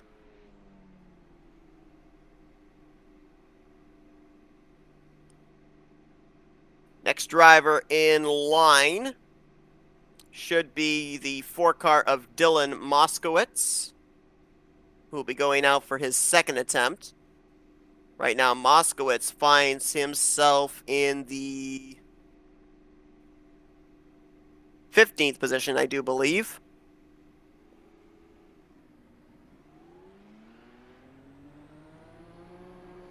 Correction, 16th position. And he'll head out onto the racetrack and try and improve a 229.481 mile per hour lap time. As he does that, we're going to step aside for a quick commercial break here. You're watching the Indianapolis 500 Pole Day qualifying for the Dark Horse Racing Series presented by Troy Lee Designs. We'll be back with Dylan Moskowitz lap times after this. You're not going to miss a thing. You'll get to observe his qualifying attempt here as we go FRN side by side.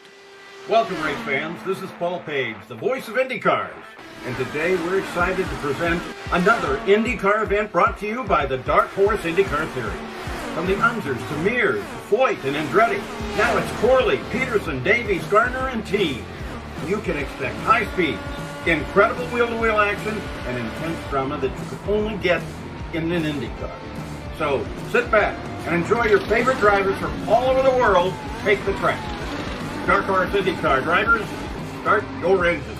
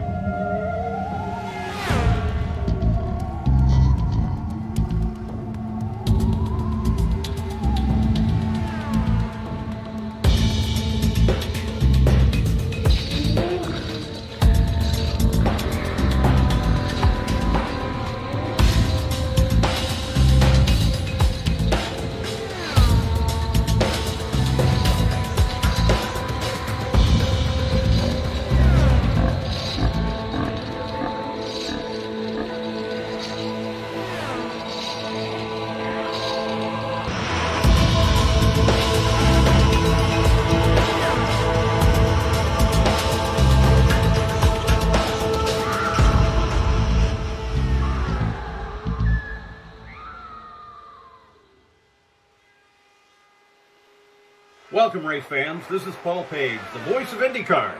And today we're excited to present another IndyCar event brought to you by the Dark Horse IndyCar Series. From the Unzers to Mears, Foyt, and Andretti, now it's Corley, Peterson, Davies, Gardner, and Teague. You can expect high speeds, incredible wheel-to-wheel action, and intense drama that you could only get in an Indy car. So sit back and enjoy your favorite drivers from all over the world take the track. Dark Horse Indy car drivers, start your engines.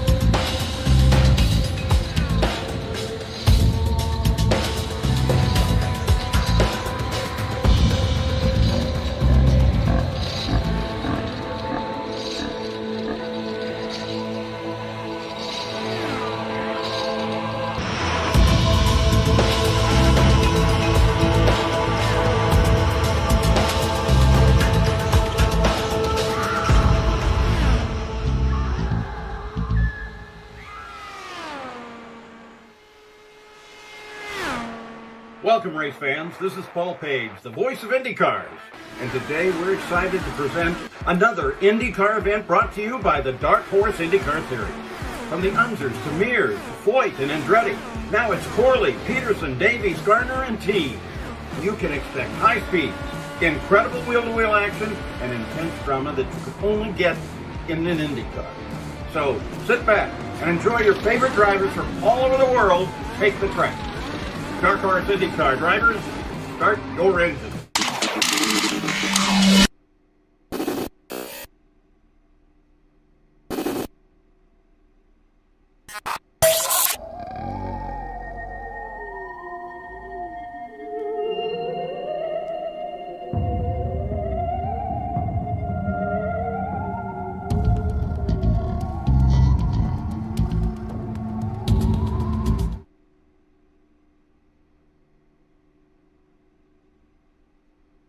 Going to be very happy with that lap time as he jumps up inside the top 10, scored 9th after his second attempt, 229.650 for a driver that wasn't even sure he was going to be racing in this event. Scheduling changes gave him the opportunity, and he will be making his first attempt at a Dark Horse Racing Series Indy 500. Next driver to head on out would appear to be believe Matt Wagner. And Wagner said that he thinks he's got something for the pole position currently held by Nick DeGroot.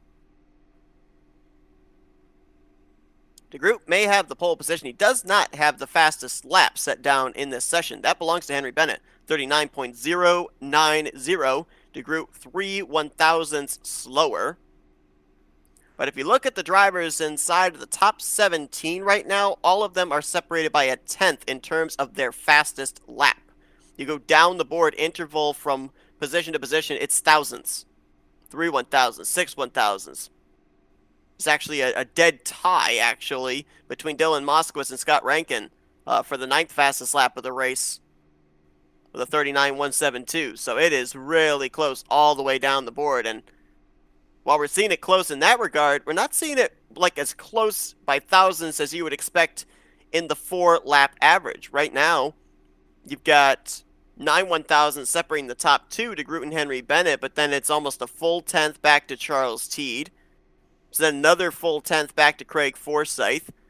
It's about 600ths back to Rick Ravon.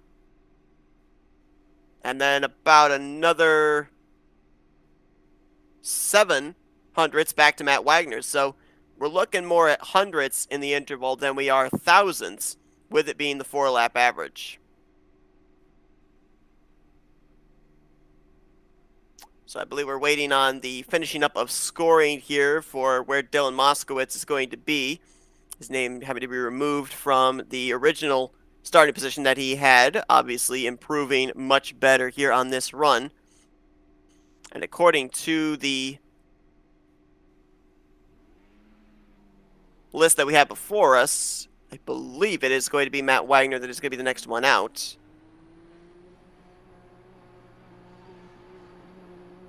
And there he goes. Appreciate everybody joining us here tonight for Pole Day qualifying for the Season 4 Indianapolis 500 for the Dark Horse Racing Series presented by Troy Lee Designs.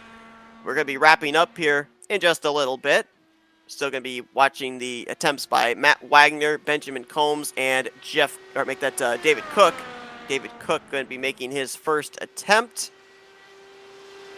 Session going to be running right now, projected until about midnight this evening for drivers to be able to still go out there, attempt either their first, second, or third runs at the pole position. Of course, last chance qualifying going to be taking place later on this week as well, setting the grid for this Saturday's Indianapolis 500, October the 23rd. The green flag will fly for a 200-lap event. The season finale, 1 p.m. Eastern Standard Time. Be sure to join us here on the Flat Out Racing Network for complete coverage. All right, so Matt Wagner, his first attempt out, 229.791. Let's see what he's got here. If he's got anything to be able to challenge Nick DeGroot, Henry Bennett, or Charles Teed, who right now would make up the front row for the drop of the green flag for the Indianapolis 500. Of course, the 3 wide starts here in the season finale. So 3 drivers make up the front row. And Wagner wants to be one of them, a former pole sitter from Season 2, a former winner from Season 3.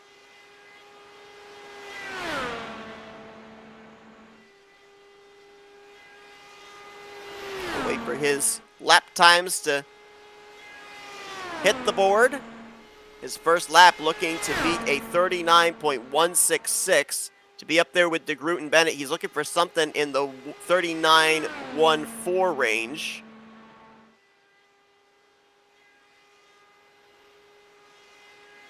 He might be able to get away with a 1.3. Bennett's fastest lap on the first lap was a 1.26. DeGroot's was a 1.40, so he's at least within that neighborhood. And he is just a tick slower, 1.61 for Matt Wagner on his first lap. So he's trending in the wrong direction right now, about 2/100ths slower than Nick DeGroot. DeGroot's second lap was a 0.96, which theoretically means that Wagner is going to have to run a 0.7 or a 0.6. Can he do that? It'd be, I think, the fastest lap laid down by a driver here today, and it doesn't look like he did. It looks like he ran a 1.64. We will wait for official scoring to tell us what they had on their end, but it looks like on our end it was a 1.64. So he is not trending in the direction he would want to. It is officially a 1.64. He is trending in a 229.812 area, which would have him still right where he's at in the 6th position. Can he improve to be able to get 5th from Rick Raybon? He's looking to beat a 229.851. 3rd lap is in.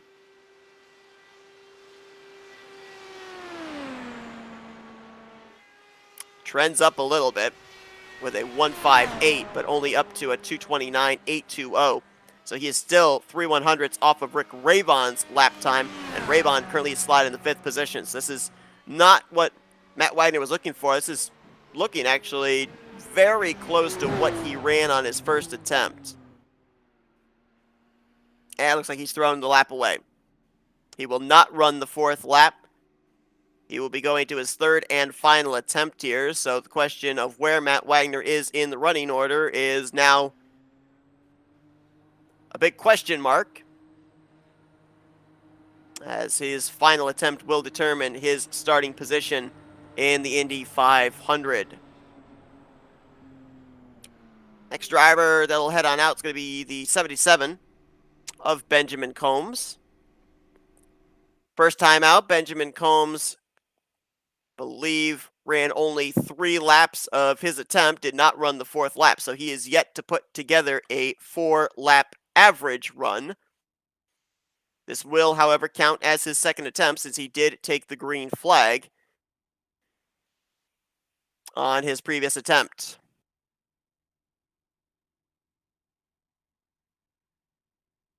It looks like we do now have Gale Brooks available, so let's see if we can talk with him, as I'm certain he will probably at some point be putting a 2nd lap together. Has only made 1 attempt at this point in time. Yeah, let's set up here in the FRM booth. You got me?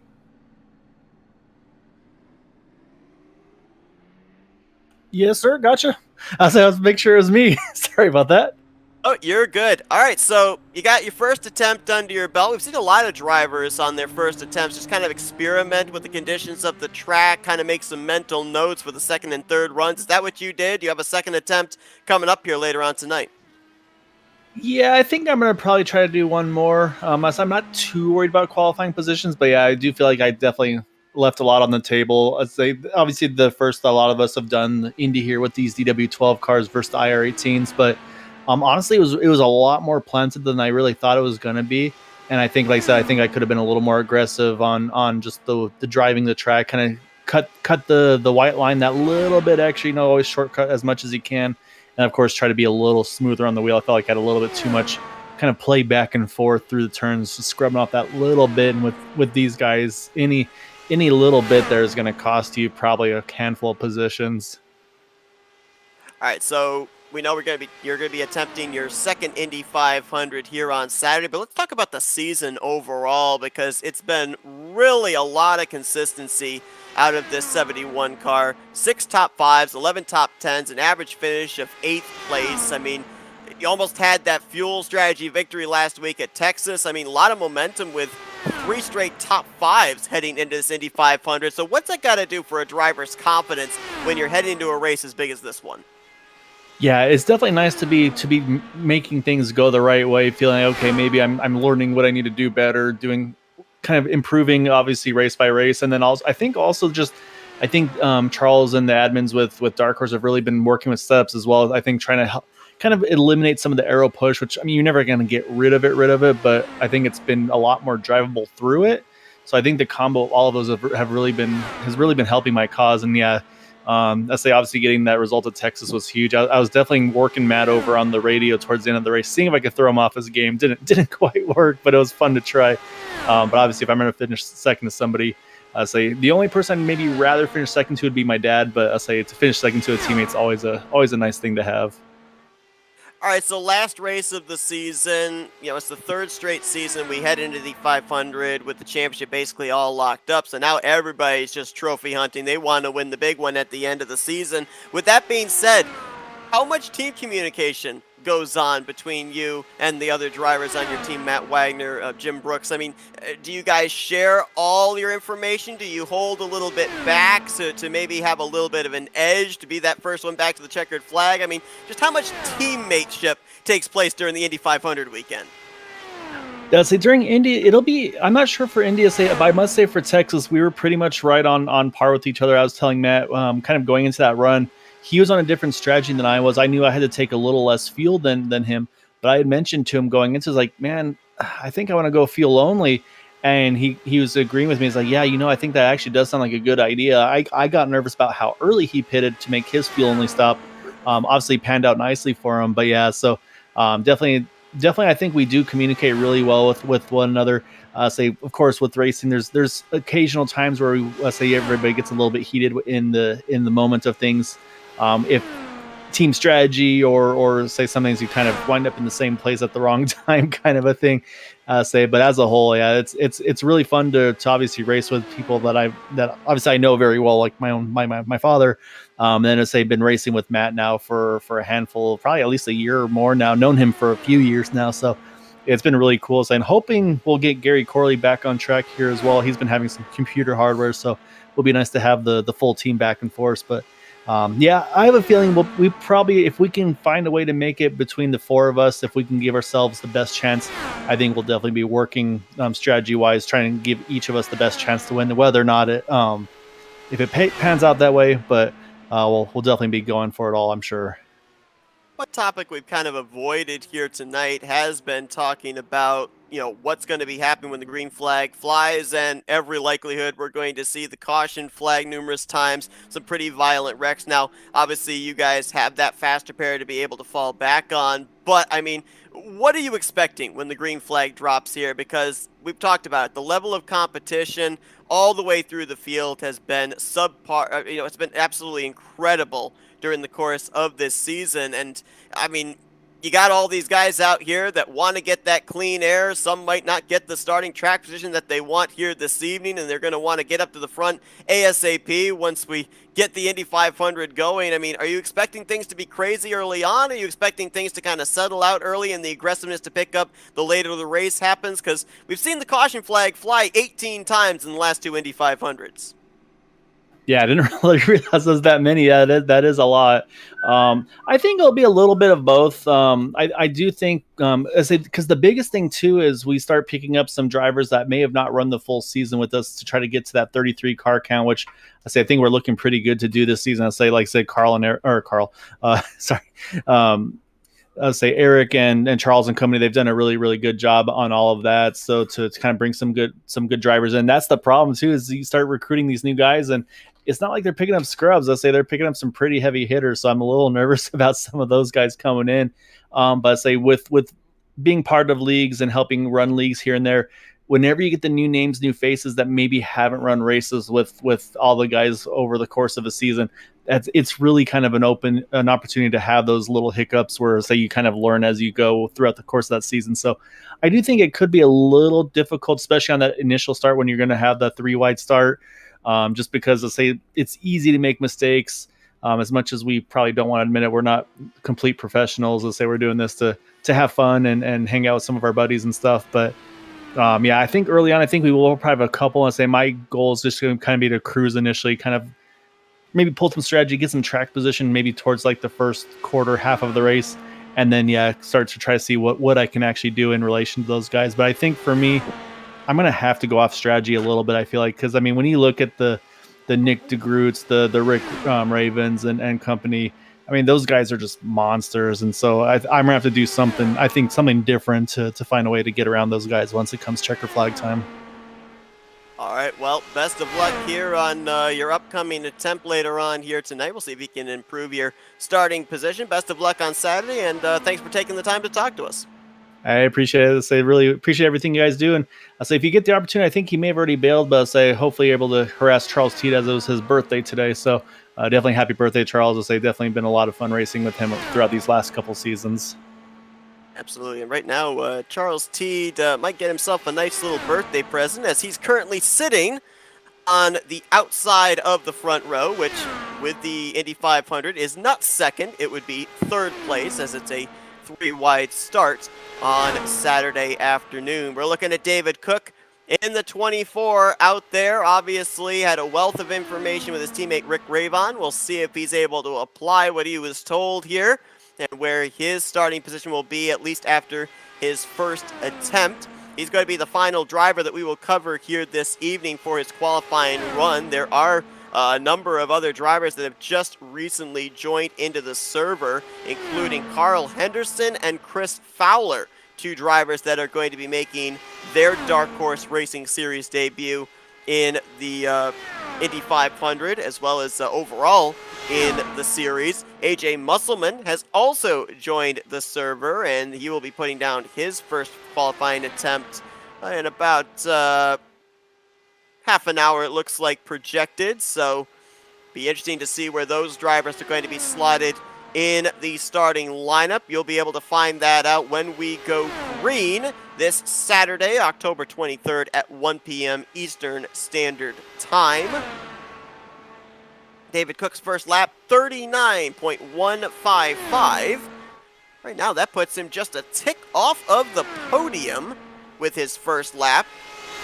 See if he can pick something up here on the second lap, but definitely a good first lap to start with. David Cook still has 2 more attempts after this should he have a mistake take place, so bear that in mind as well. The only drivers at this point in time that have used all 3 of their attempts are Craig Forsyth, Rick Ravon, and Jimmy Drynan. They can no longer attempt a qualifying effort during the course of this evening. Everybody else still has, if not all 3, at least 2 or 1 more attempt left to go. 39.143 second lap for David Cook. Right now he is right in between 3rd and 4th place on the running order. 229.891 is what he's at an average right now. That would put him just ahead of Rick Ravon and just below Craig Forsyth. So actually projected 5th place is where the driver at the 24 is currently at. Looks like 3rd lap is in. On our end, it says 39.147. That is confirmed on the end of the race officials. So 229.895 right now for David Cook. Still not good enough to knock Forsyth off of 4th place. Final lap comes in. Got a 132 on our end, waiting for officials to confirm it on their end. If it is a 132, it should put him P5 in the running order.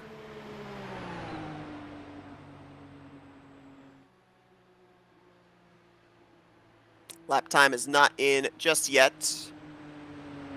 And it is now in. It was a 132.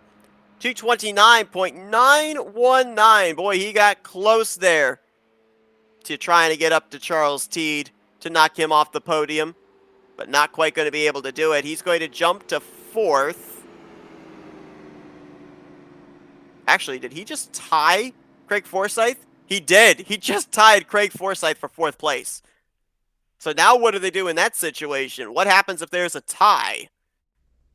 David Cook will probably go out for a second attempt to try and take that 4th position all to his own. But right now, he and Forsyth are tied with a 229.919. How cool is that? Well, I was just talking about what? Just moments ago, it was hundredths that were separating drivers. Yeah, how about 0.00000000000 separating drivers for a position? And if David Cook doesn't go out there, I don't know how they do a tiebreaker. Jeff Heisong going down for what I believe is going to be his 3rd and final attempt. But that is going to wrap up our coverage here tonight of the Dark Horse Racing Series presented by Troy Lee Designs. Indianapolis 500 pole day qualifying. These drivers still have about 2.5 hours that they'll be able to go out there and set lap times. Some of them going to be setting down their first lap times.